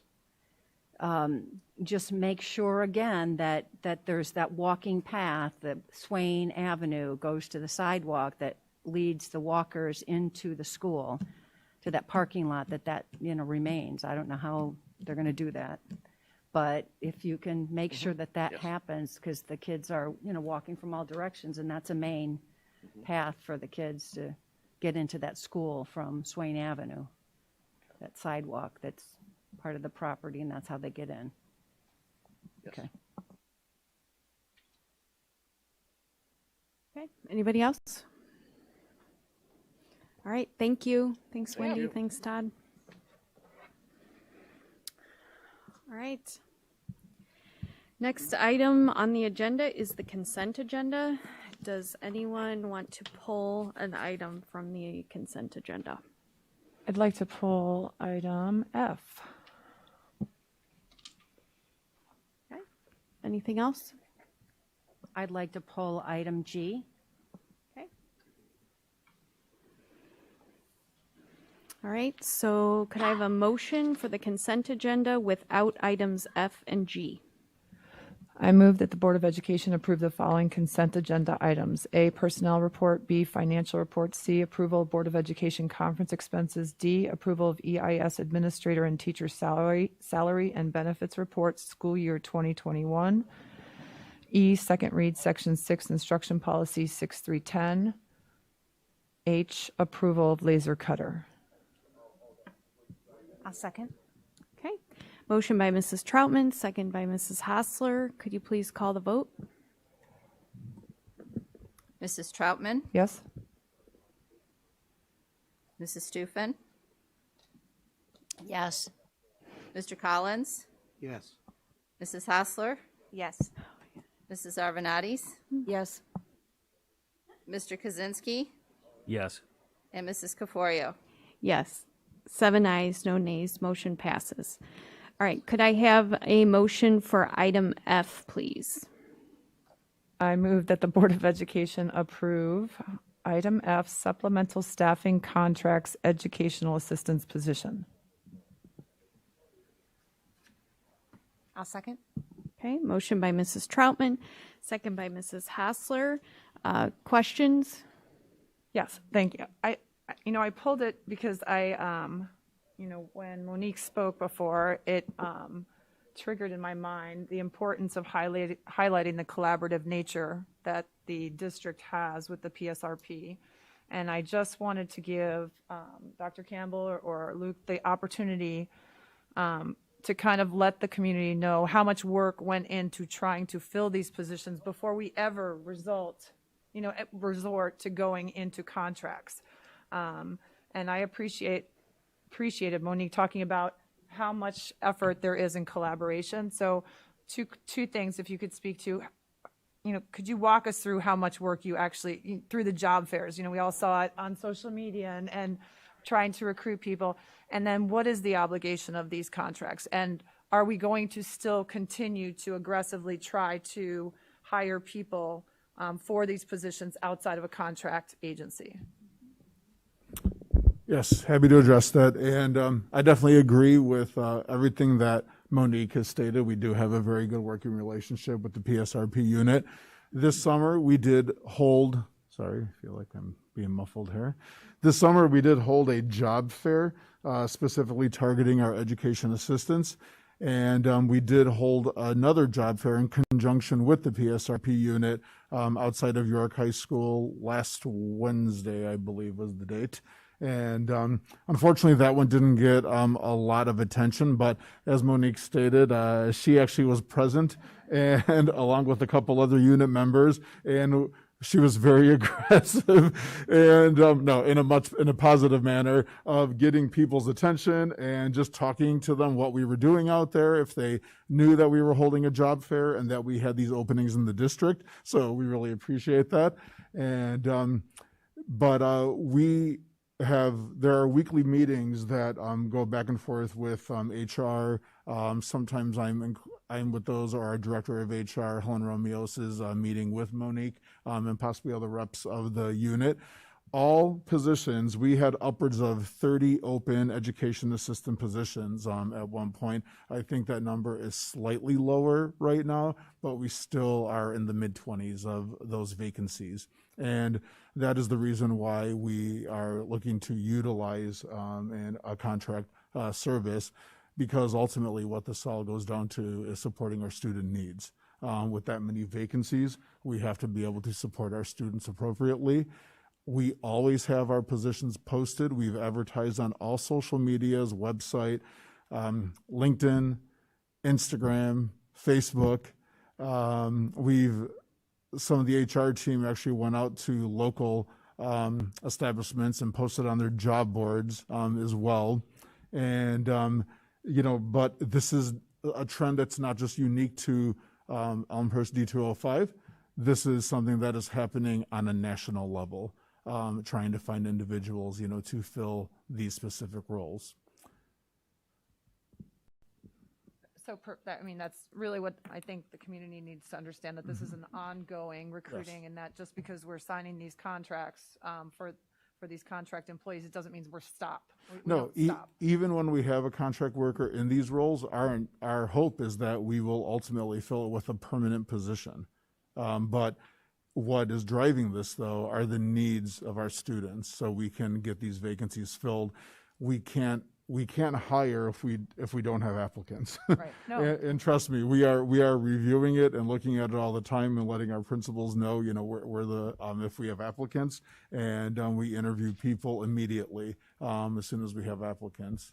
But our intent is to have permanent individuals in these positions, though. So to that point, are these contracts, are we obliged for the school year, or if 2 months from now we find a great candidate that we can hire permanently, are we able to, release this contract? So I can speak to that. We, as Luke said, we are down quite a few educational assistants, and we continue to lose educational assistants. because they are taking other jobs either in the community or they are taking other jobs. It's not, this is not a good time to work in schools, period. It's really it's a difficult position. And so we anticipate that these are needs that are going to go on throughout the school year. There are several outs in our contracts with these agencies, but I don't anticipate that we will need those outs for the duration of the year. All right, so I'm going to be the glass half full. Yeah. If we do need the out, you're saying we can get out. If we do need the out, we can get out. Thank you. Currently, we have close to 30 positions. Sure. No, understood. But if, I just want us to be able to have that out absolutely. if we are able to hire full-time people Yep. for our district. Absolutely. Great, thank Yep. you. Okay. Oh, Karen? Can I just clarify? I mean, Monique represents PSRP as a whole group, which has various different positions. What these contracts are addressing is one particular group of people in PSRP, which is educational assistants, just so that we can clarify? Correct. Yes? Okay. Okay. Thanks, Karen. All right, anything else? Okay, please call the vote. Can you tell me who seconded the motion? Mrs. Hassler. Okay, thank you. So Mrs. Troutman, Yes. Mrs. Hassler, Yes. Mr. Collins, Yes. Mrs. Arvanitis, Yes. Mrs. Stufen, Yes. Mr. Kaczynski, Yes. and Mrs. Caforio. Yes, 7 ayes, no nays, motion passes. Could I please have a motion for item G, approval of Panorama Education? I move that the Board of Education approve the purchase of Panorama Education in the amount of $28,050 as presented. I second. Okay, motion by Mrs. Stufen, second by Mrs. Troutman. Mrs. Stufen?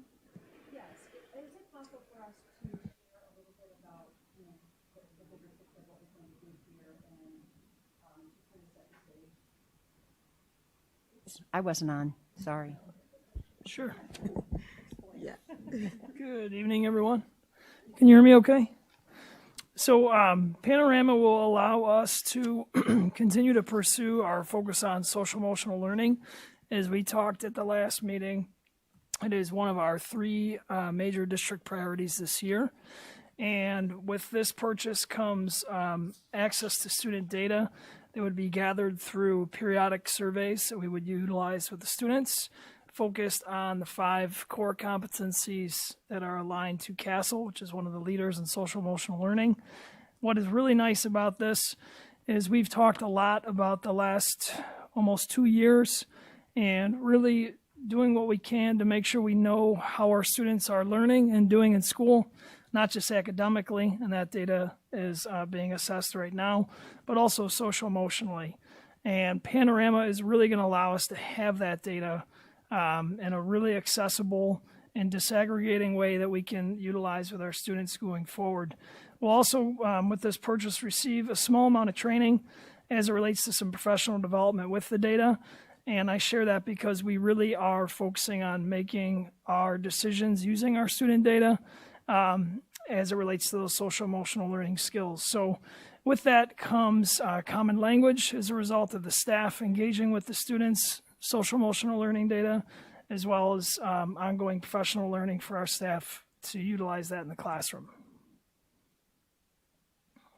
And I assume that we'll get another presentation at some point, just to give us an update of what we're trying to do with this, especially since it's a major initiative. Because I know some work has been done, through the last couple of years. We've, had to approve different things, but at some point it'd be nice to get a bigger picture of how this really threads through for students in the classroom and what it means for our system. Okay.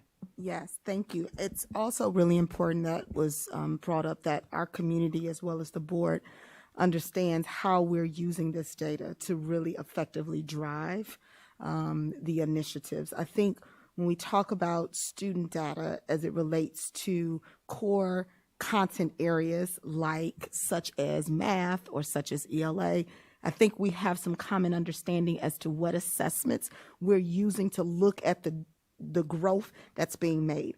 I think because of social emotional learning is a concept that can sometimes be difficult to actually quantify the results and the growth, we use and we oftentimes turn to survey data to really allow our students as well as our staff to talk about as it relates, as Dr. Grants has shared, around the core competencies.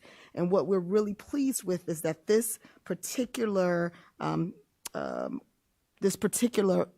survey will be able to really give us breakdowns, not only district-wide, but at specific schools as well as specific students. And what that does is creates an opportunity for us to be responsive to that data and for us to really align how our instructional supports is allowing us to meet various needs of our students socially as well as emotionally. Thank you. Yeah, just one. Can you give an example of what kind of data you're talking about? Sure. Thank you. Great question. So there's really 5 key skills that we are going to drill into and focus on as it relates to self-management, self-awareness, social awareness, relationship skills, and responsible decision-making. And what's nice about this survey is that, first off, it doesn't take away from instructional time. It's very short, anywhere from 15 to 20 minutes. We could administer it anywhere from a minimum of at least 2 administrations throughout the year to more if needed. And if we were to look at something like, I'll use the example of responsible decision-making. I might ask a student a scenario-based situation on how they would respond to it or how they have. And out of that response will become some evaluation of whether it be emotional regulation or self-management as it relates to how the student handled their emotions in that situation or behaviors in a hypothetical situation.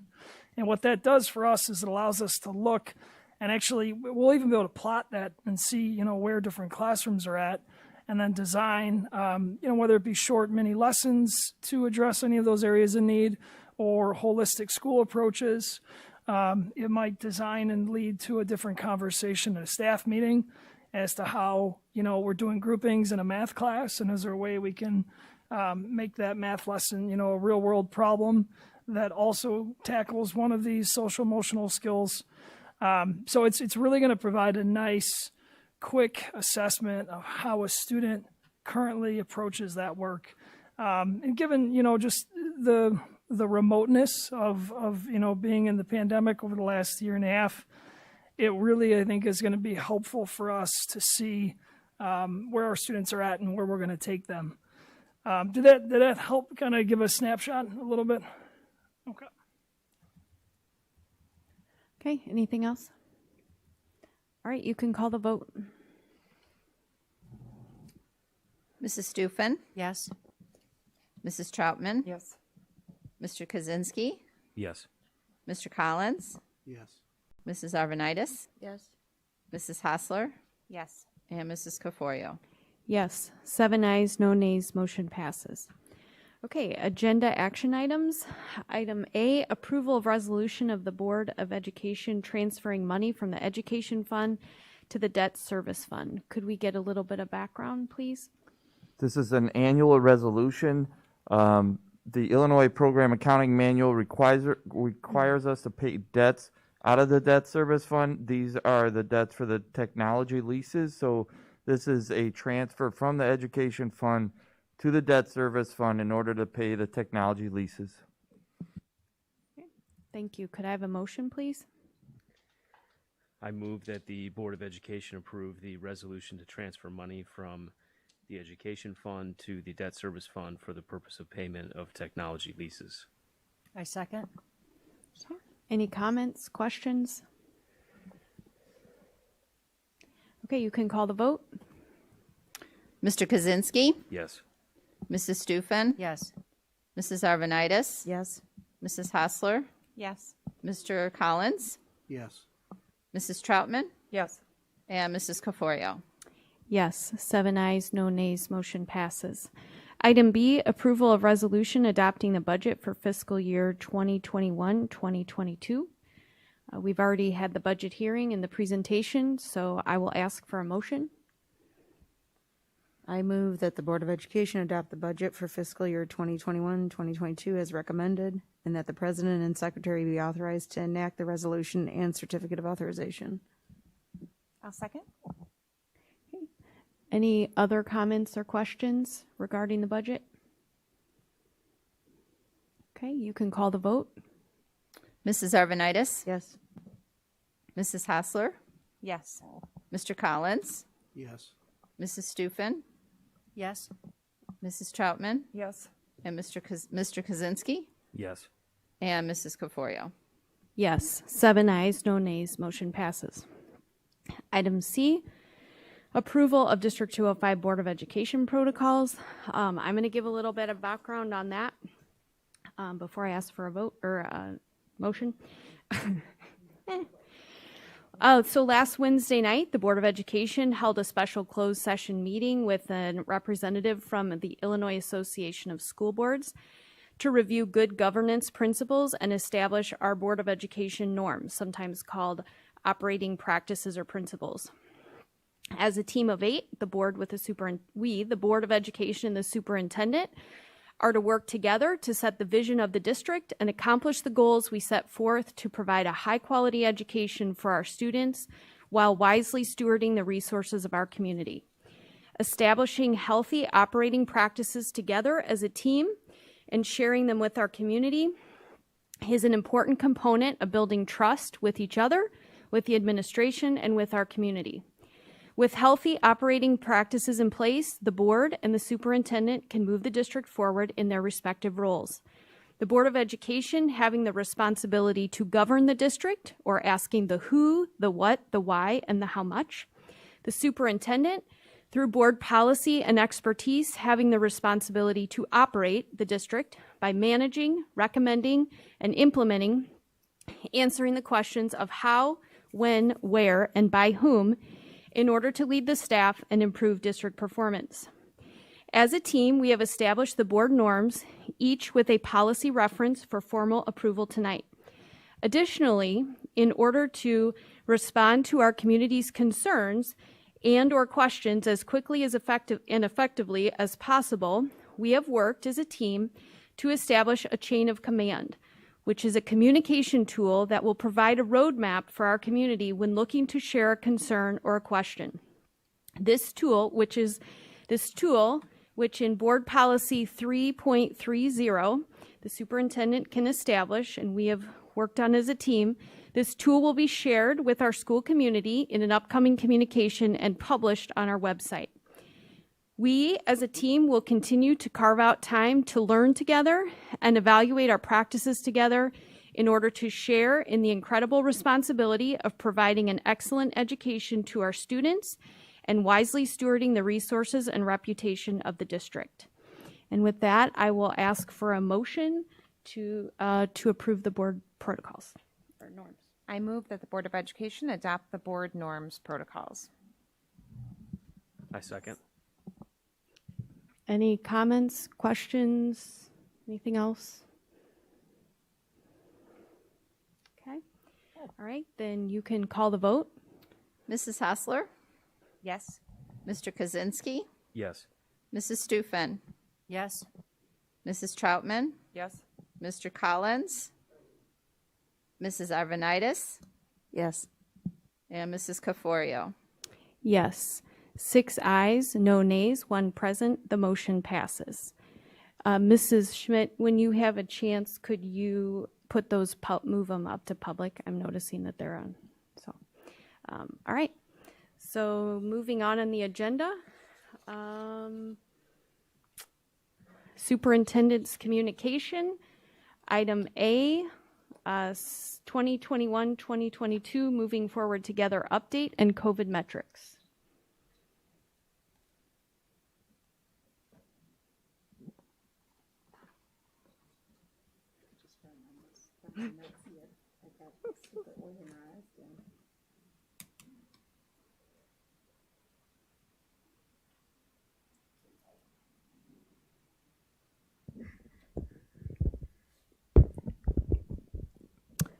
Thank you so much, President Cafario, and to my Board of Education team. We are now in our 5th full week of in-person instruction with all of our students, and we have so much to continue to celebrate with that.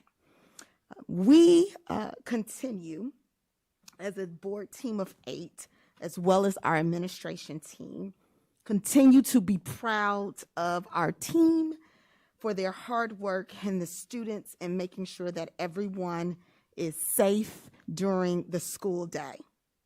Our team has regularly been updating our Forward Together microsite.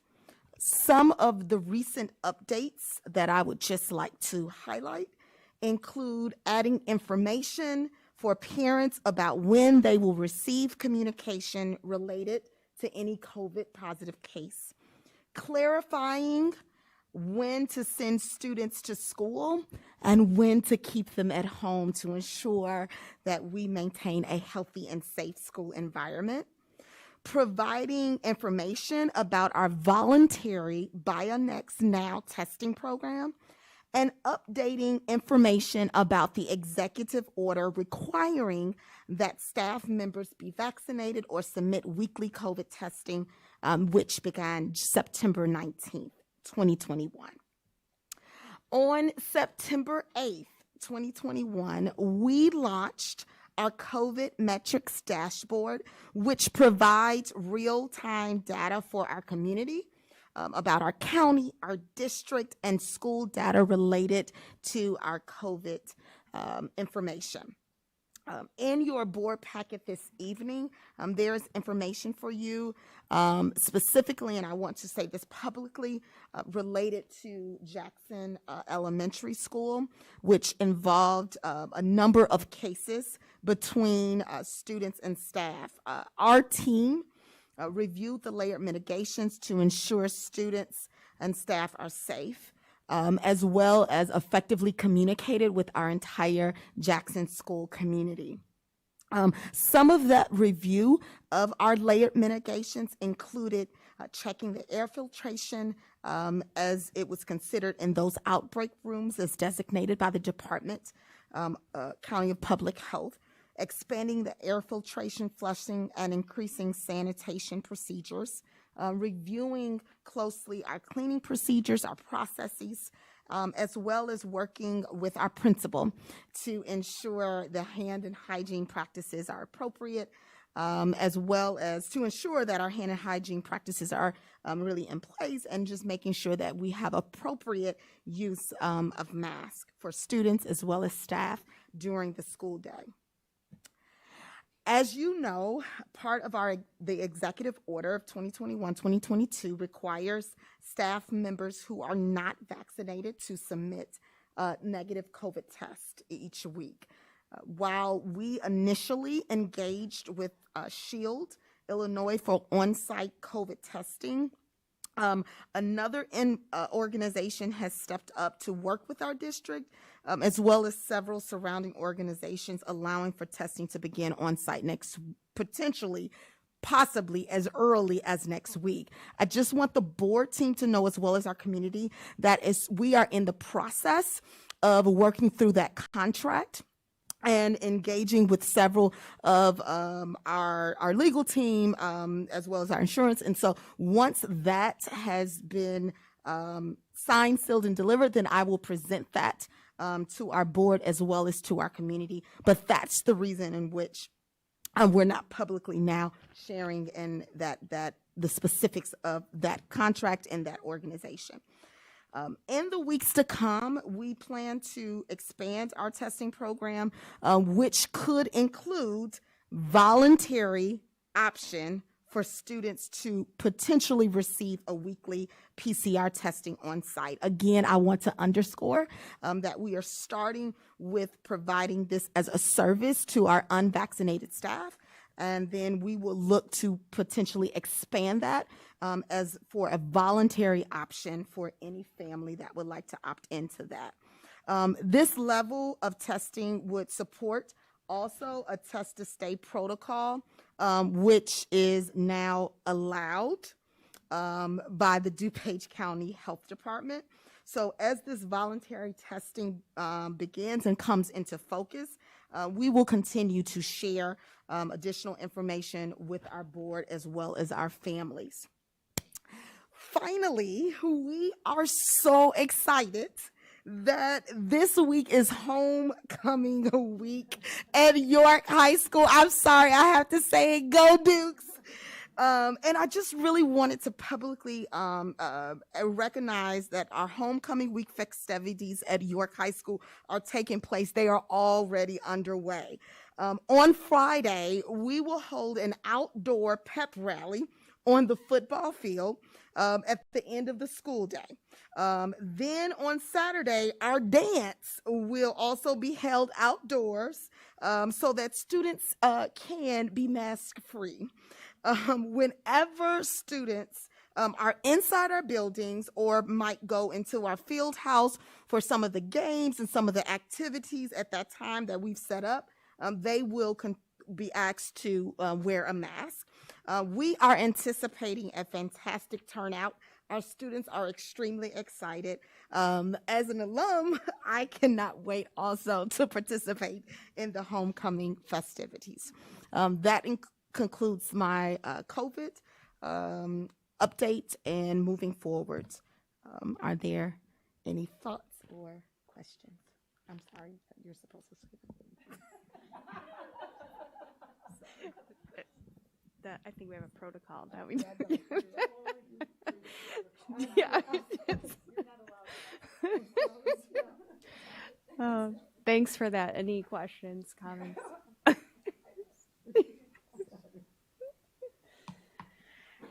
So I just have just a quick one. So, I want to first thank Mrs. Caforio and Dr. Campbell because, behind the scenes, they have been strong advocates with DuPage County to push for the ability for our county and our school to test to stay, like the counties around us. We don't talk about it publicly, and they certainly are not out there kind of tooting their own horn, but I know personally how much time and effort you have both put into advocating for our students and our community to have this opportunity to keep our students, healthy students, in the building.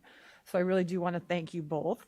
And so the community can understand that this means that we will now have this opportunity for a close contact who would possibly be subject to a close contact quarantine to voluntarily test to stay in school as long as they're healthy. And that's a huge thing, even though our close contact numbers are, knock on wood, very low, we always said we can never hope for zero, but we can certainly work towards zero. And I think this will be a huge step to that. So I just want to say thank you. I just had a quick question on that to follow up, Courtney, on the test to stay. So how would that work exactly? Is that they test and they never have to quarantine if they test negative, or they have to test? My understanding is they have to test negative a multitude of times before they can then come back to school. Right. Okay. So, sorry, could you just explain? Yeah. Yeah. Can you explain how that will work? Yeah. You want to take a PCR test on days 1, 3, 5, and 7.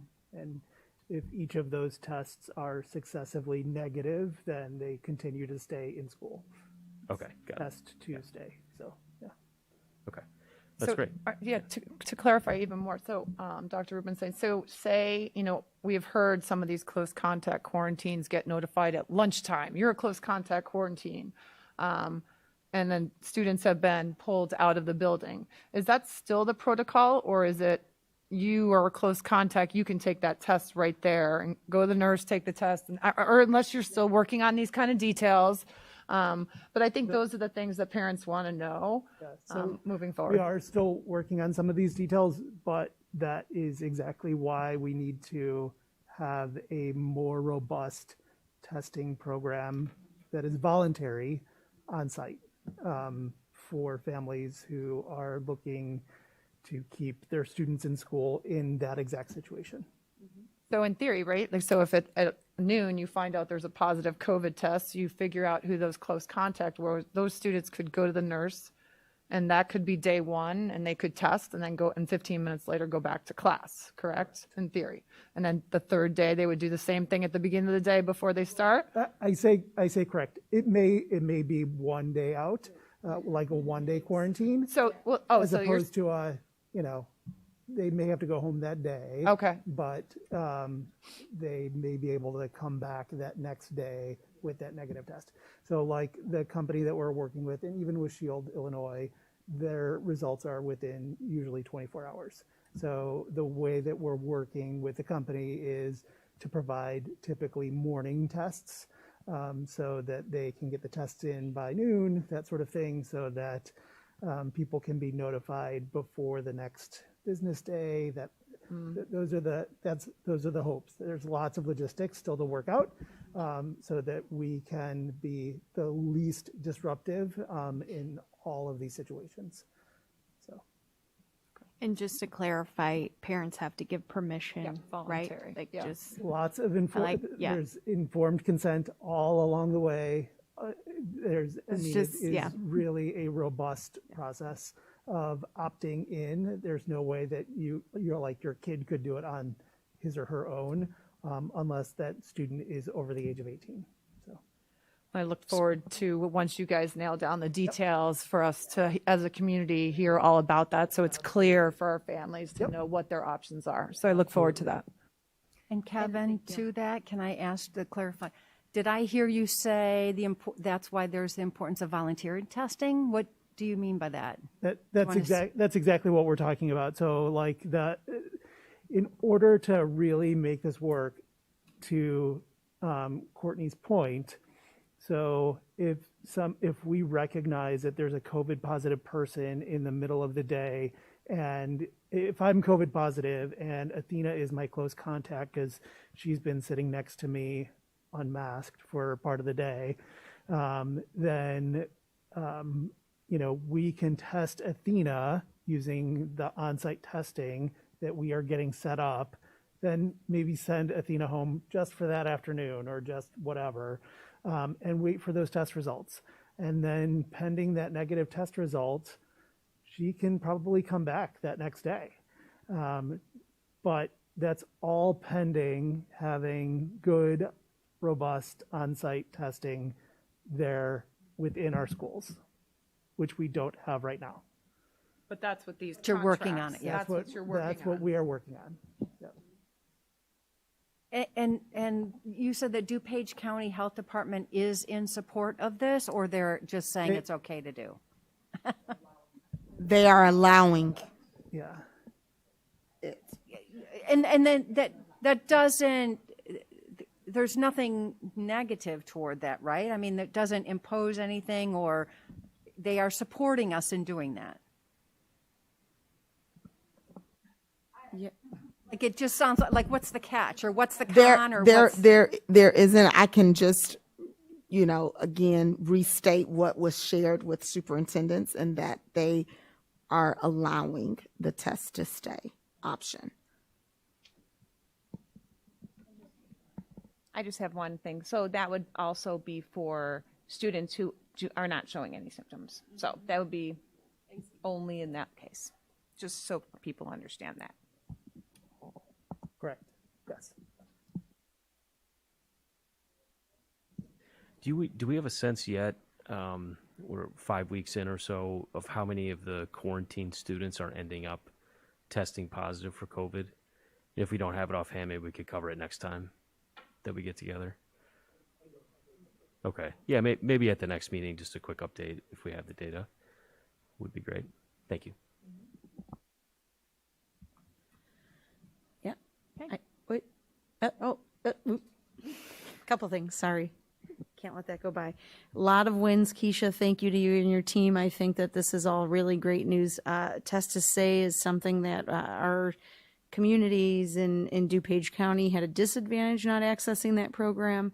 And so exciting to see that asymptomatic unvaccinated close contacts can have the option to stay in school rather than a 10-day quarantine, 10 to 14-day quarantine for close contact. So very thrilled to have this come into our buildings and onto our campuses for both staff convenience to meet the governor's mandate, but then also for our students to take advantage of in these moments for test to stay and maybe potentially optional testing later on.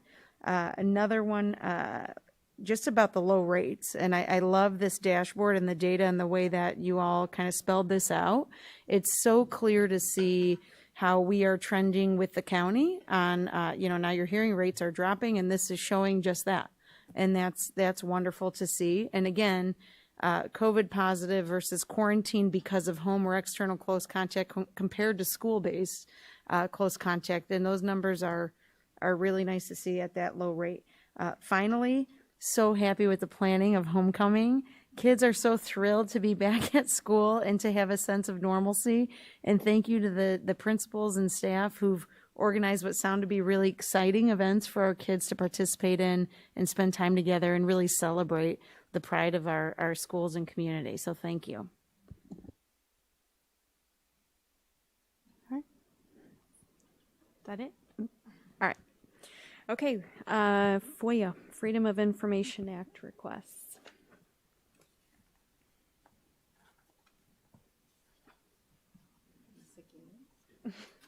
You're so organized.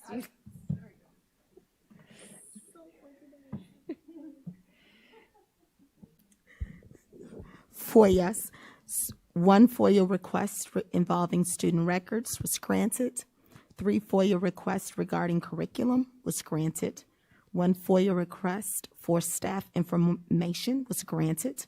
1 FOIA request for wireless tower information not in possession. 1 FOIA request vague, unclear, denied, and 1 FOIA request consultant agreement granted.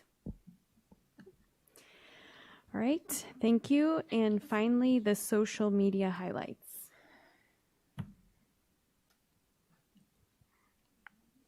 I don't know how I'm going to live up to the predecessor here. I know. I don't know. I may have to have Chris do the countdown again or something.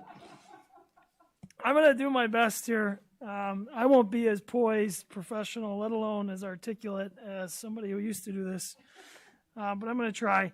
So this evening's social media highlights, of course, one of the highlights to the evening, hence the title, Social Media Highlights. But we have a lot of really great things going on, as you've already heard tonight, and these are just, some of those snapshots along the way. But it has been really great to see echoed from, not just us as administrative, leaders, but also just in the schools, from the staff, the students, and the teachers. So to start us off is a recognition of Ms. Darley, a 3rd grade teacher at Jefferson. She is co-teaching with one of our instructional coaches, Ms. Bartoli. It says there, always makes my heart happy, showing some really strong collaboration. Also great to see some of our students in there, as well as a pretty trendy looking room there. The next one up is from York High School. And there's a lot going on in these photos that I'm still unpacking. But it's recognizing our assistant principal of student services, Ms. Meredith Sheriff at York High School, saying, way to bring the spirit today, York World Language Department and the EL Department, a happy Friday.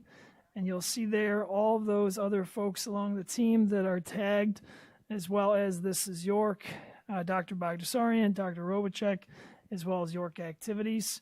And again, with our Forward Together D205 hashtag, which is great to see. That is a unicorn, and I do believe there is a person in it. The next is a great celebration at Bryan Middle School. Bryan was recently recognized by the Thrive Award, which is connected and associated with greatschools.org. The award seeks to recognize schools that demonstrate positive learning environments for students and staff. And for the last few years, you will see the word joy and feel the word joy sprawled out across all of Bryan Middle School, which is definitely coming to fruition with that Thrive Award. So very exciting to see there, as well as those snapshots of learning, celebration, and happiness as well. And I think there's one more. Sorry, the next one up is recognizing one of our first grade teachers at Jackson School, Ms. Jessica Vega. And it says there that we are going on a scavenger hunt using our Chunky Monkey reading strategy and looking for SH, CH, WH, and TH within the words. You can see our students there, engaging there with our marker boards. And again, with the Forward Together 205, definitely awesome to see Ms. Vega celebrating our students and all of their fun, engaging instructional activities, and the creativity that comes along with that.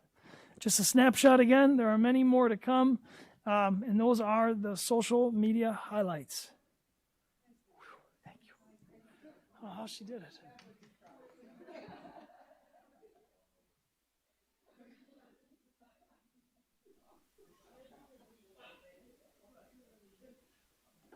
He's like sweating over there.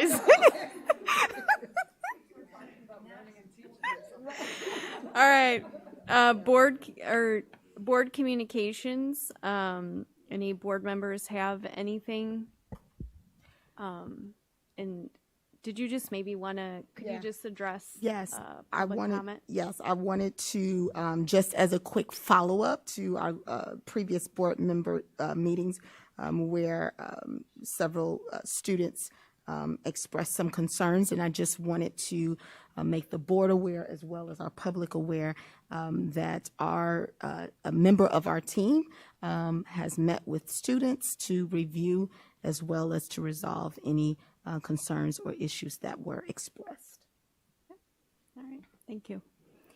Okay, anything else? All right, so we have 3 upcoming meetings. October 5th, 2021, Finance and Operation Committee meeting at 5:30 here in District 205 Center. October 12th, 2021, regularly scheduled Board of Education meeting here at 7 o'clock in District 205 Center. And October 26th, 2021, regularly scheduled Board of Education meeting at 7 o'clock here in District 205 Center. And if you're all in agreement, after further research and study, as long as we've come to the agenda and no one has anything else, I can declare it adjourned. Are you good with that? Okay, so it is 9:14. We are adjourned.